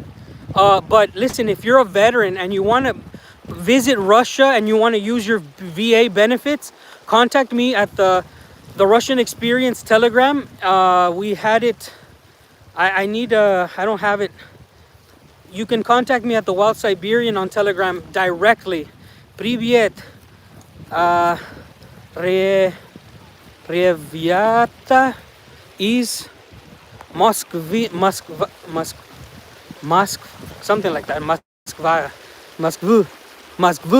You're watching from Moscow. Hello. Hello, bratan. Welcome. We're not in Moscow. I don't like saying brother. When I see like Moskva, or whatever, I don't like making the sound. It's so hard for a foreigner to go So I just like saying Moskva or whatever, the easy variant.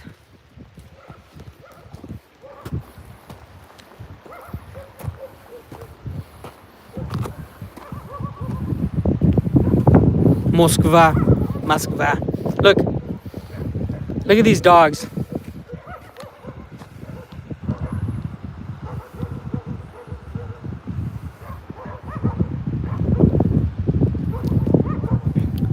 Yeah, I have to learn.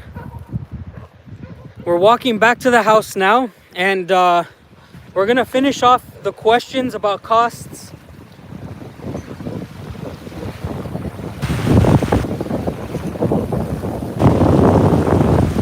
Hello from Vladivostok. Здравствуйте, друг. Добро пожаловать. Okay, we're walking back home. Just remember, guys. Oh, I want to show you what I want to buy. This is the future of what I want to buy. Okay?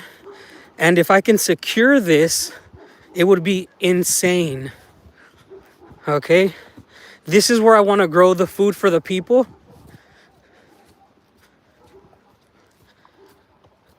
Check it out. So, this is the land right behind mine. I want to buy this piece here. That wall behind there is Ksenia's and ours.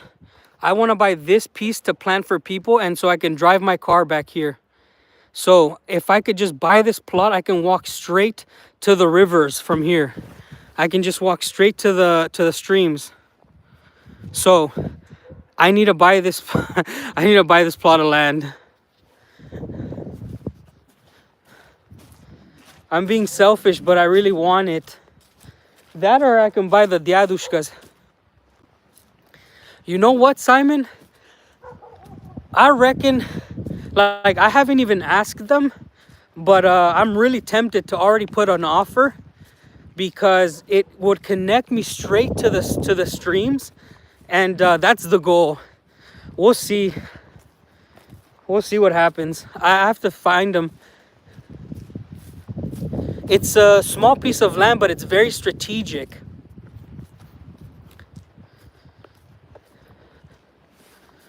I'm not being a capitalist. I'm being a naturist. I want my kids in the winter to go from the banya and run to the stream. I want my kids to run to the cold stream in the winter. And that's why I want it. I'll tell you the truth. That's exactly why I want that plot of land, because I want my kids to run from our house banya straight to the stream. Like real Siberian boys. And if I can just connect it, it would be hilarious. Or I can make a deal with the owners. I don't know. Maybe I could put a door there. I just want my kids to live the Siberian way. Check it out. Beautiful.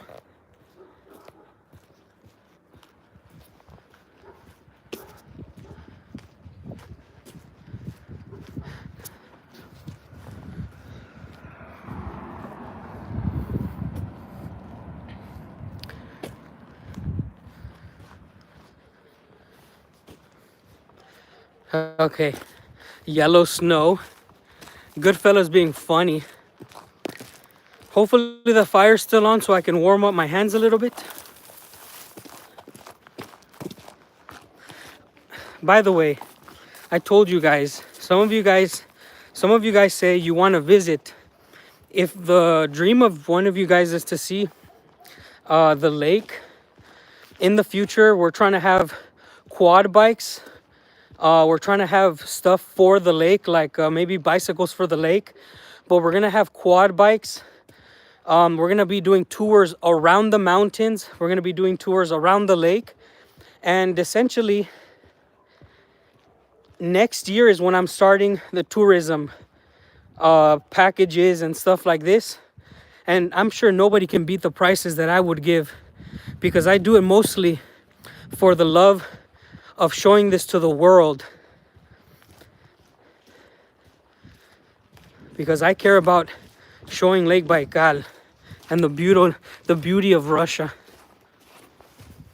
Here we are back. Look at this. All the way down.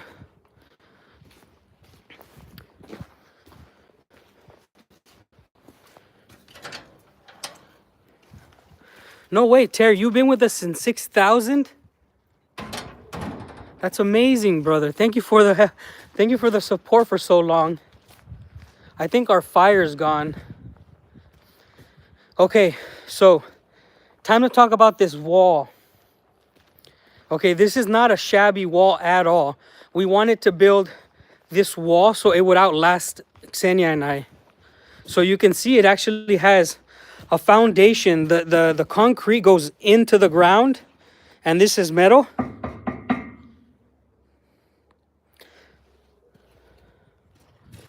I think we have about 16,000 people in this town. Thus, if you're gonna come to Sludanka, bring your drone. Please bring your drone if you have it, and let's chill, brother. Let's make some stuff happen.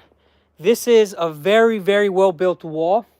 I believe, if I'm not mistaken, it cost a little bit over $2,000, $2,500, let's say, to build this wall. The gate itself is an electric gate. I don't know. I think it cost a little bit over $2,000 to have all of the cement work, all the wall and the metal work done, and the gate. I'm not allowed to fly a drone because I don't have a license to use it, but we'll see what Taz says. Taz is, I'm pretty sure it knows how to drive a drone. Our fire's out.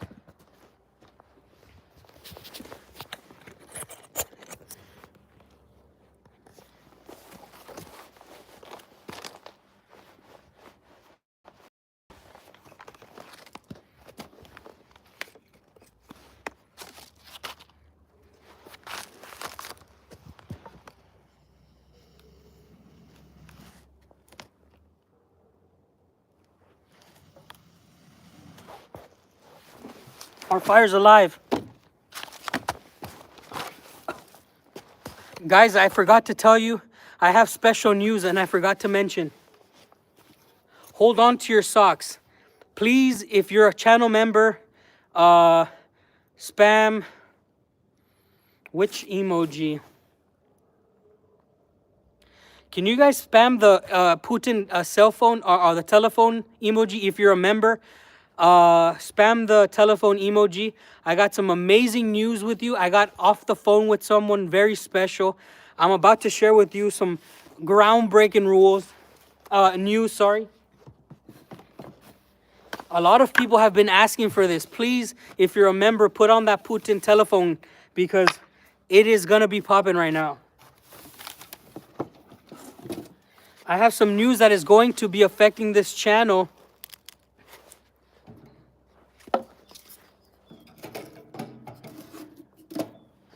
Let's get some telephone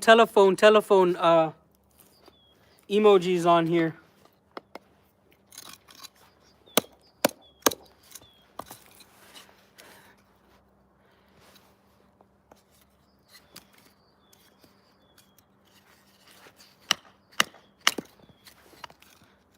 So, for all you guys watching, I got off the phone with my sister this morning, okay? My sister has been living in California all of her life. And we just finished doing her visa package for the visa for Russia.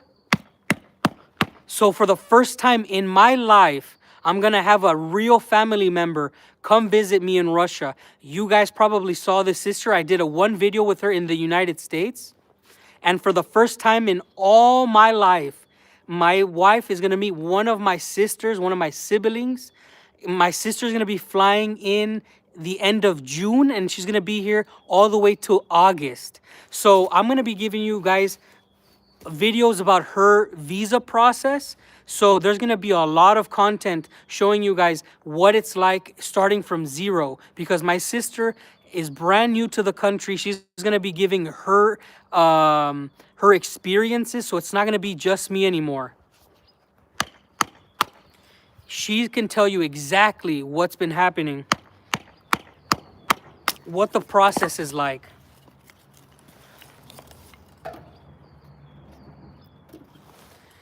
It's gonna be awesome. Yes, Luz, my sister, Orchid remembers. She's my youngest sister. Luz is about 25, I think. Luz is 25.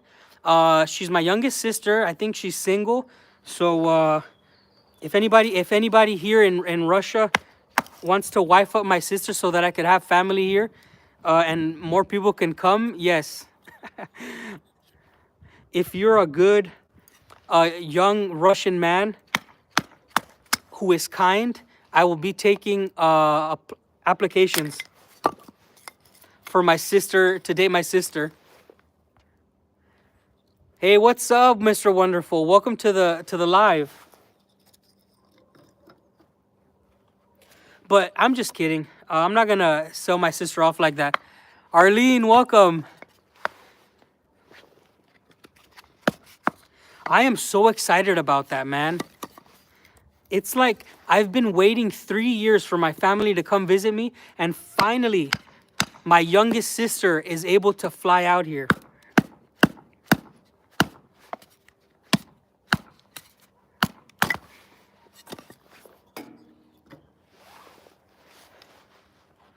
So, now that I've showed you some nature,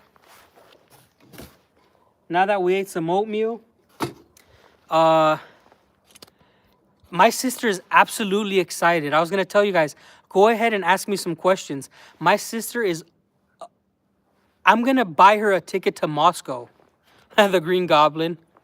Yeah, I'm going to be taking my sister to Moscow and probably St. Petersburg.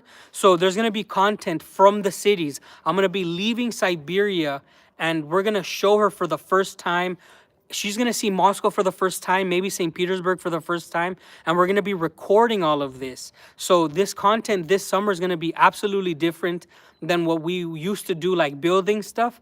We're going back to the city. We're going to be doing first time ever looking at so many Russian things. First time eating borscht. First time riding on the Trans-Siberian. First time, I don't know, speaking with Russian people. Like, I am planning so many things so that you can build your confidence.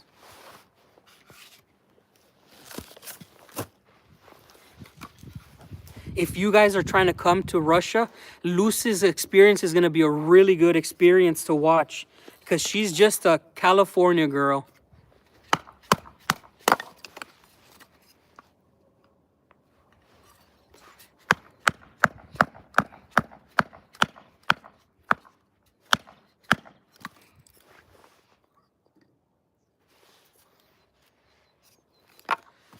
Nice.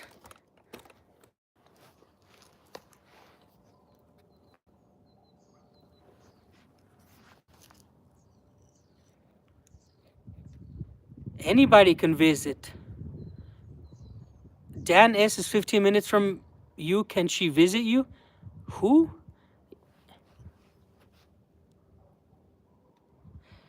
Mexico's never had negative views on about Russia. Hey, Taz, thank you for joining us, bro. Keep in contact. Write me on Telegram. Come visit me. Bring the drone. Let's do some cool stuff together. I think Luz is really gonna enjoy the nature, right? Because in Los Angeles, you have to drive out of the city to go see nature. Here in Irkutsk or in any big city, even in Russia, you drive a little bit and you're in absolute wilderness. Svetlana, if she's here, bring her here. Tell her to come. If she's by here, tell her to come. Ksenia's with her father.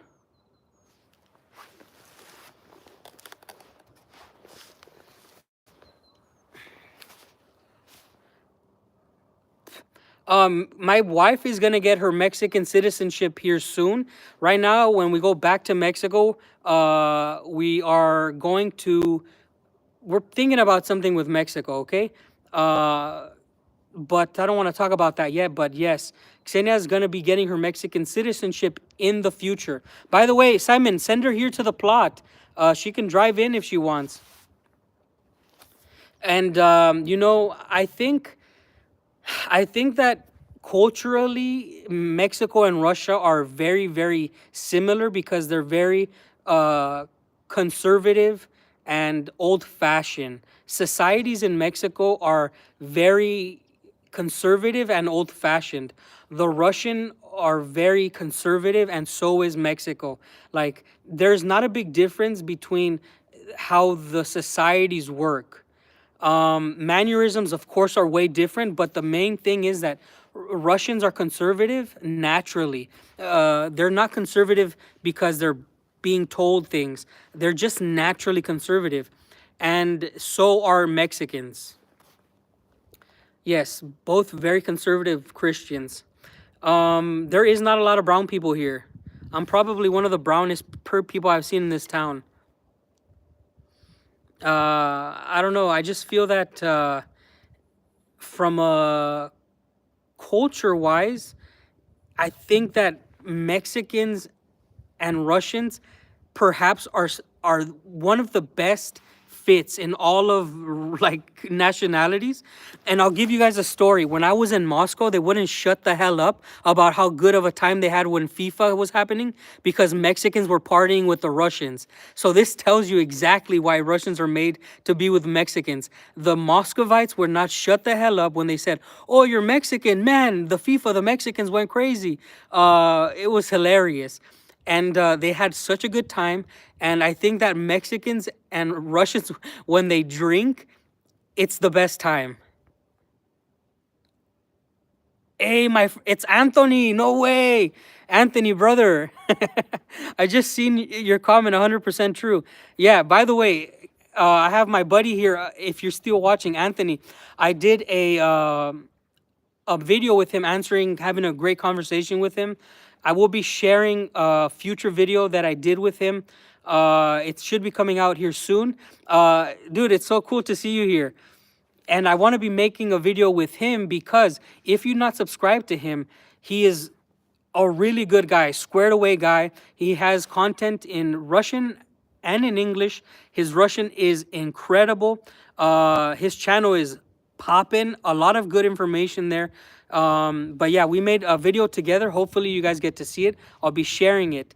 And he knows because I believe he understands me because we come from the same ethnic background. We come from the same ethnic background and we've experienced the same things here in Russia. His link, his name is right there, Anthony Amerikanets. I don't know if I'm reading that right. Amerikanets. My Russian is so bad. Anthony American Anthony. It should be right there on his name. I was trying to read it in Russian. I was trying to look cool, but totally failed. Yeah, so I can link his channel again anyways when we make our video together because we're going to be doing a collaboration on our channel here and you're going to get to see him hopefully on a live. I think that his story and his how he mastered in my mind, because when I see his videos, his Russian is impeccable. learning the language like he has will tie you to this place like nothing else. I'm a dum-dum. I don't speak great Russian, as you can see, but because of his ability to use the language, my respect for him, honestly. In the future, we'll be collaborating again on this channel. We're gonna let the... Thank you for subscribing to him, by the way. If you're trying to learn Russian, his channel is the best because this is a guy who is not a native Russian speaker and he is using the language at a very high level. And if you're barely learning, if you watch him, you can absolutely learn something.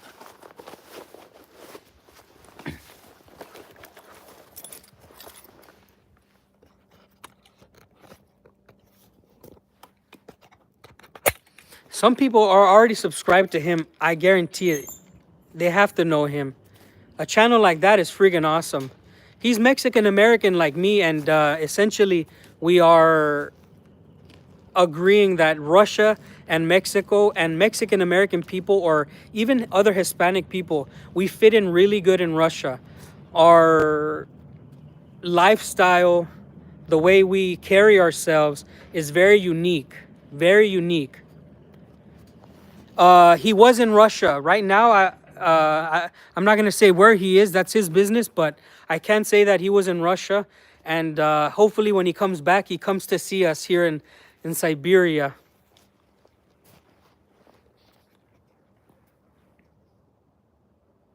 Yeah, man. His Russian's high level. High level.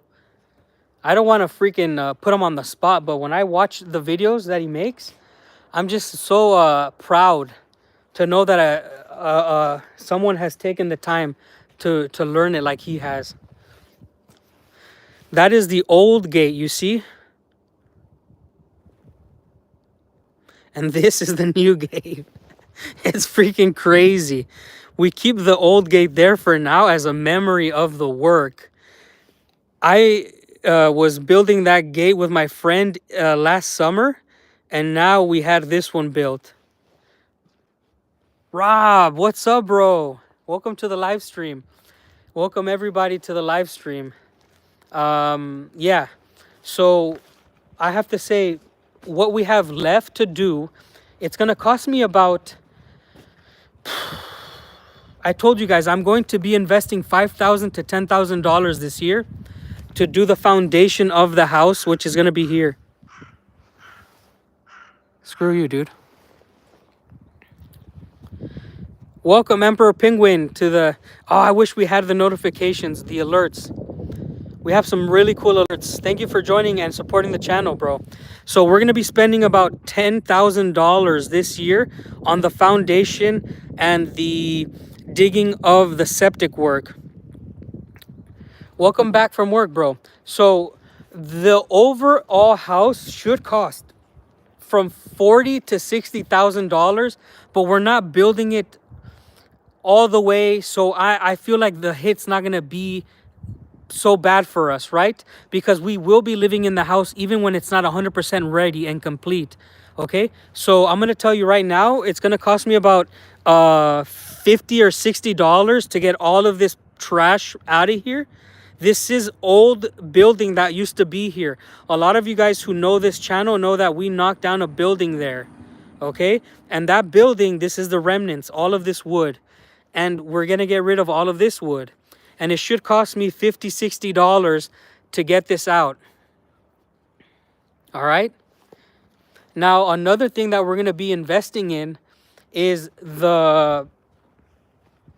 besides the septic, besides the foundation. This year we're trying to drill for water. We're gonna drill into the ground. Okay, the goal is to drill down into the ground a couple meters and get our own water for free. Obviously we're gonna have to pay for the work, but after you get your water, it's absolutely clean here. You saw the water from the stream. The water that we get is absolutely clean. A lot of the people, well, the majority of the people in this town have their water from natural wells down below. We have some of the cleanest water in the world here. So we're going to be digging for water this year as well. Once we have water in the plot, it's a huge game changer. You hear the rooster singing?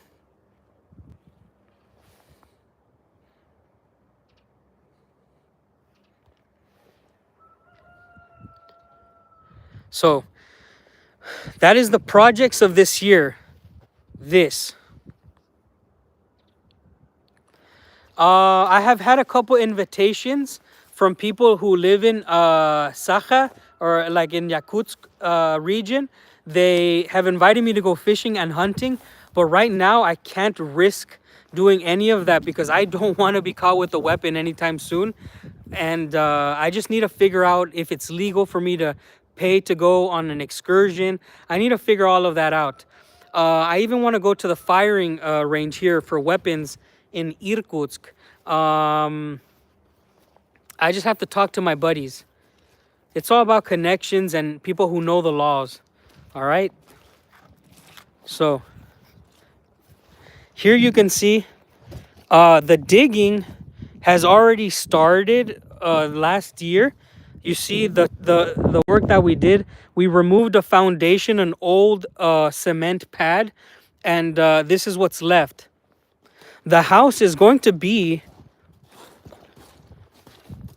from where I'm standing towards the end of this. So it's going to be a pretty large house with that as the front yard.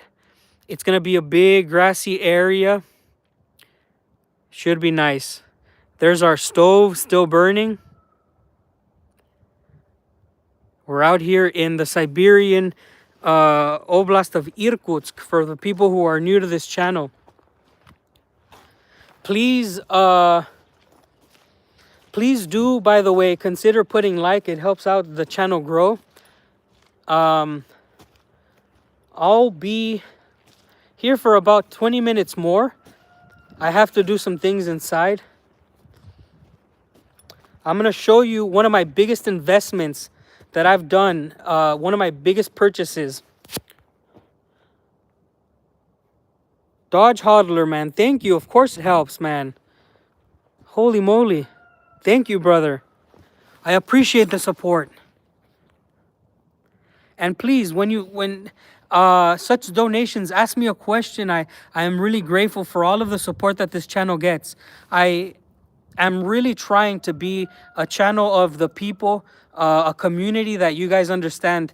What we're showing here is this region for what it really is. The information is real. I am not a special person. I'm just a random guy. And I'm opening the doors to this region. I want good people to come and visit. And so thank you so much. With the donations, it keeps the show going. Now I'm going to show you my most expensive purchase. Okay?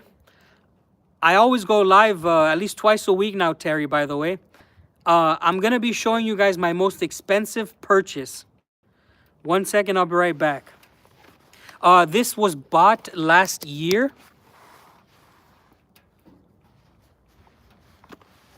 I'll be right back.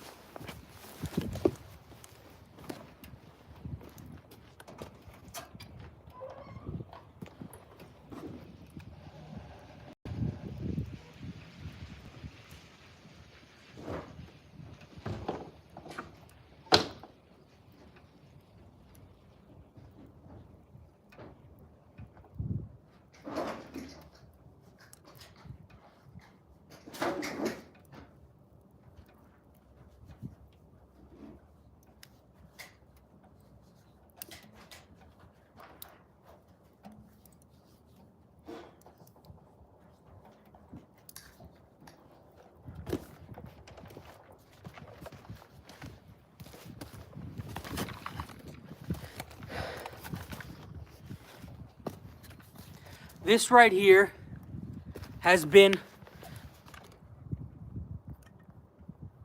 Whoa, Paul. Thank you, my friend. Thank you, Paul. I want to show you guys this right here. this right here. This right here is the most expensive purchase, and this chainsaw is a game changer, man.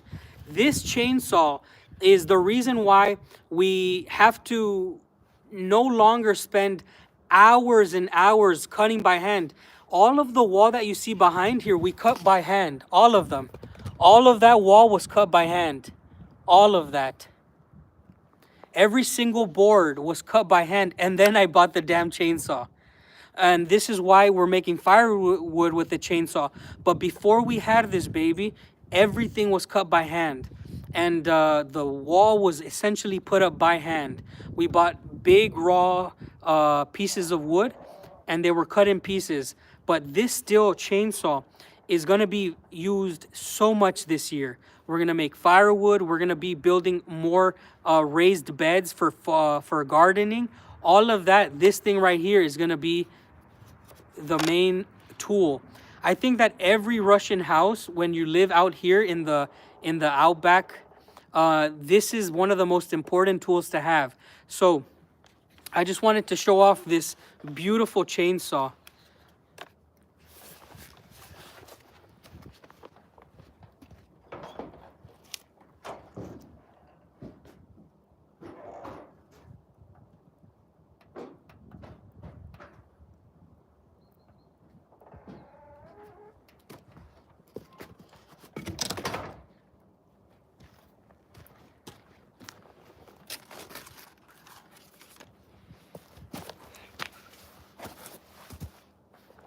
Our fire's still going really strong.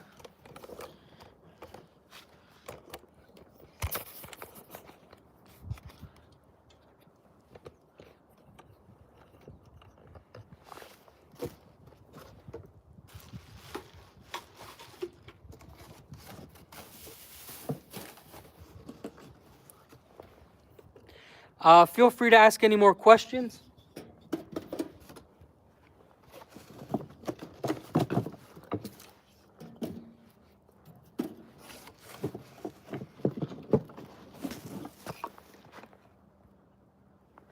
Hey, Jesse Chavez, I got your message on Telegram. Thank you so much for reaching out, brother. We'll see you on the next one. Yes, it's a must-have instrument. The chainsaw is absolutely used for so many things. What are the bars like here? What are the bars like there? What bars? Oh, bars to drink?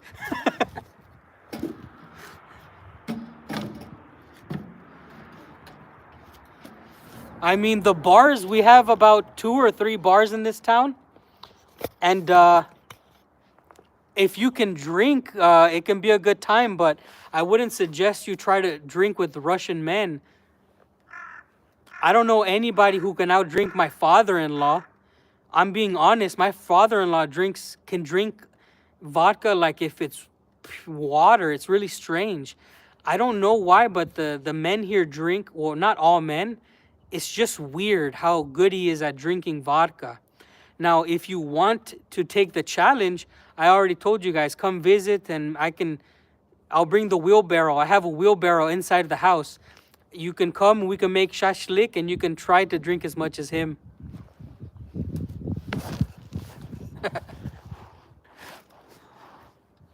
And I'm telling you right now, when I first got to Russia, I don't really drink a lot. But I was like, okay, I guess it would be rude if I didn't drink. He's offering me vodka. And we also had moonshine. I was drunk for 2 days. Legitimately drunk, couldn't stand right, and was so woozy. We drank liters of vodka and moonshine. Best Russian brand, we usually drink Samagon. Samagon is much better. Samagon is the Russian moonshine. Now, I'm not promoting drinking, but vodka is poison, and Samagon is a lot more cleaner, in my opinion. So, yeah. Good luck if you do come one day and you do want to try it, man. Have you drank Baltica 9? I have not. Baltica 9. I'll look into it, Anthony. I have to look into it because Honestly, I think that vodka is like poison. I don't know why. Like in Mexico, when I drink tequila, I enjoy it with the lemon. And there's nothing that makes vodka go down easy, man. Maybe I'm just a weak, but I just can't do it. Kvass, yeah, kvass is nice. Sometimes I drink it. There's nothing in the world that makes the other stuff go down easy. The dude from Expedition Unknown partied with Siberian Mammoth Camp, and those dudes could literally drink vodka like water. Absolutely, they drink it like water. It's not a joke. The Russian guys drink vodka, the ones who can drink, as if they'll drown. It's like this. Like this. And they'll drink it and no emotion on the face. They'll drink it like water, like this. I've seen it in real life. It makes me feel weird thinking about it because I know how much it burns. I'm not a drinker, guys. And tequila is definitely a lot smoother. But that's a question that a lot of people have is how do they drink here? What kind of alcohol? I would not suggest you try to drink with them.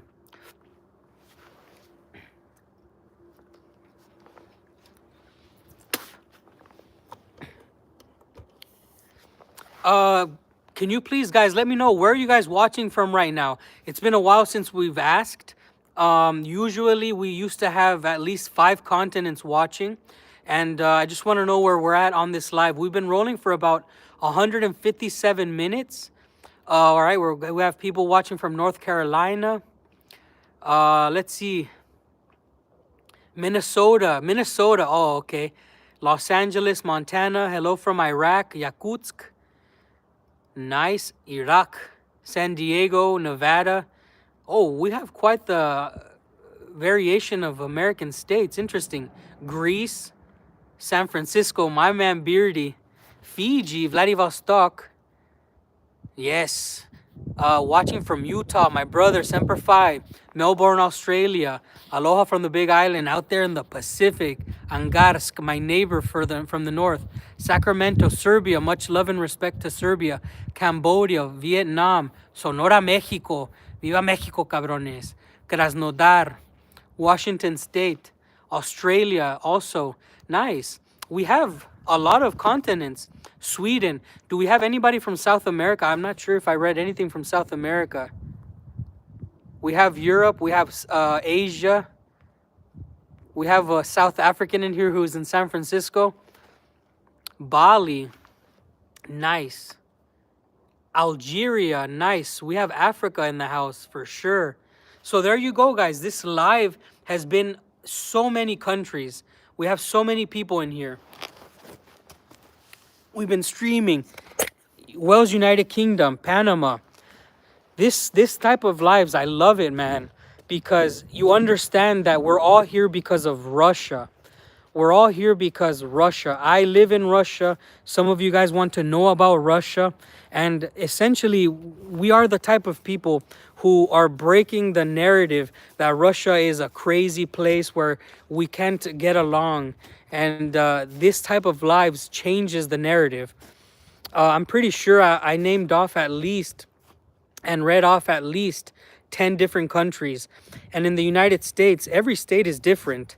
Every state is different, guys. So if we have different states in the United States watching, you know there's something happening here in Russia that is special.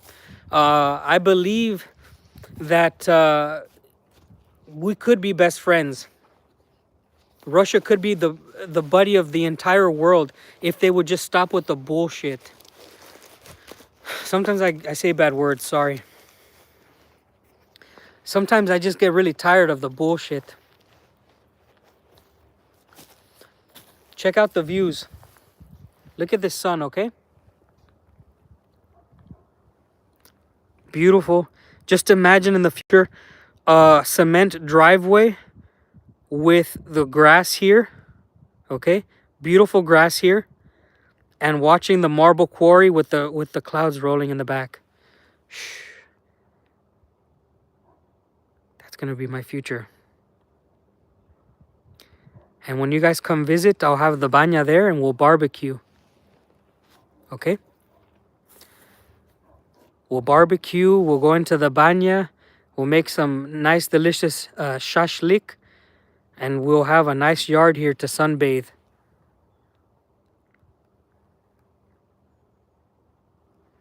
Yeah, I daydream all the time. I daydream all the time, but I know it can happen. I know I will work hard for it. I know I will save. And I know that it's possible because I have friends here who have led the way. They don't have YouTube channels, but there's other stories from amazing people, amazing families that do these things that I want to do, and they motivate me. Okay? I want to show you something else. Something that probably a lot of people would not expect in March. Check this out. I'm gonna get a shovel here.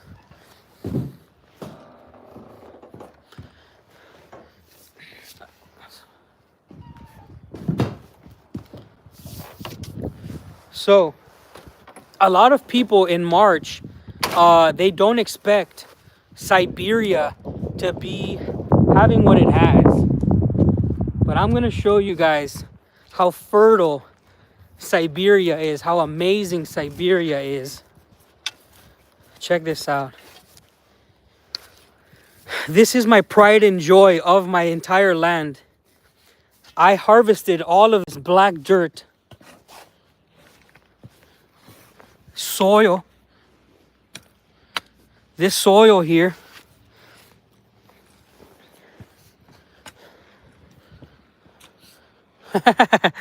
It's my father-in-law, Ksenia. Wow. I have a visit from my wife and my father-in-law. Whoa. I'm so happy. I missed my wife. I love her so much. I didn't even know she was coming, man. But yeah, this is the pride and joy of my plot. Of our plot, sorry.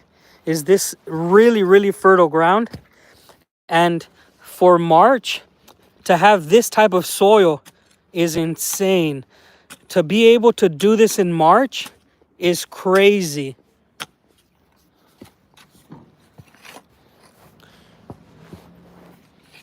Look at that.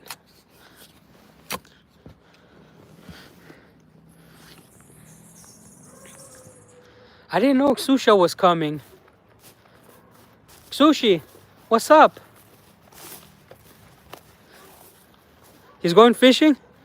Say hi to my wife. There's the sushi right there. Sushi roll.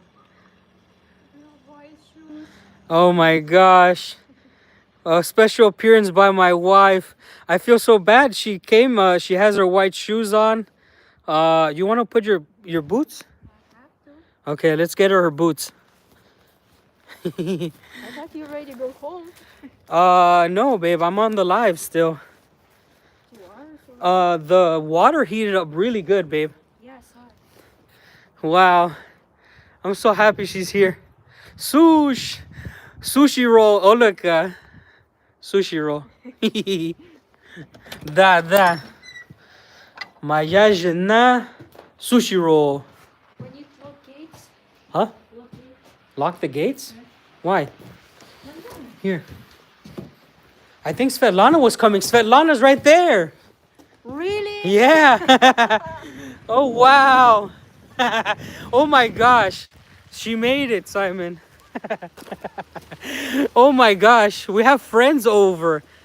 Oh, this is incredible. Guys, I love you guys so much. Thank you so much for joining me. I mean, we have a visit. My wife is here. I was aware that she was going to come. That is one of my most best friends here in Irkutsk. I love her so much. She was at my wedding. Can you say hello, Svetlana? Hello. How are you? So good. And we're just streaming. She made it. Oh man. So Just coming back from the mountains. Really? It's snow like this. what, you went to the heart-shaped lake? Yes, it's in peak Cheshkova. Uh-huh. Yes, it's a peak about 16 kilometers from Sludyanka, and it was terrific snow today. It's about 25 centimeters of snow. All the pine trees in the snow, beautiful. But down in valley, it's wet. It's everywhere, puddles. She's like so amazing. that. So But I was lucky because I was go down on a snowmobile. Nice. With all our backpacks, and my mate's still going. I'm not very keen. can you tell them what the name of the place is again? It's Summit Cheshkova. Cheskova. Nice. Nice. And guys, Svetlana came. If you see my wedding video, she's in my wedding. One of the few people that made it to my wedding. She was here in the backwoods, and there's a trail in behind our town, right? And she went this morning, and she's coming to say hello. This is crazy. I'll let you alone. I'm gonna get off and say. Oh my gosh. Oh. It's so amazing, guys. Yes. So Svetlana and her husband are amazing people. They were at my wedding. It's just so amazing to be able to see her because we are so connected with this family. And knowing that she was having fun in our back mountains and we get to see her before she heads back home, it's amazing. Now, the trail that she was on, it's very special. She did a trek where at the end, at the summit, there's a lake that is shaped like a heart.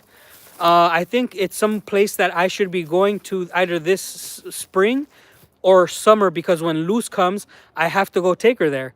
And you guys are going to get to see it. But she did it right now where there still is snow. It's a little bit more difficult and a little bit more dangerous because of the conditions of it. But it's totally possible. She did it. She's awesome. I'm going to get off and say these last words to you. Every time I tell people I invite them, I mean it. I am not just somebody who speaks random things. So, my doors will be open to everyone who's a friend. My Mexican side says I am a friend of anybody until you become my enemy. So I am a friend of the friend. You're welcome here. If you come by the sword, you'll be struck down by the sword, okay? Thank you so much for watching. Thanks for all of the donations. We're gonna be going live twice a week at least. We'll see you on the next one. I just posted a video. Go watch it. Bye, guys.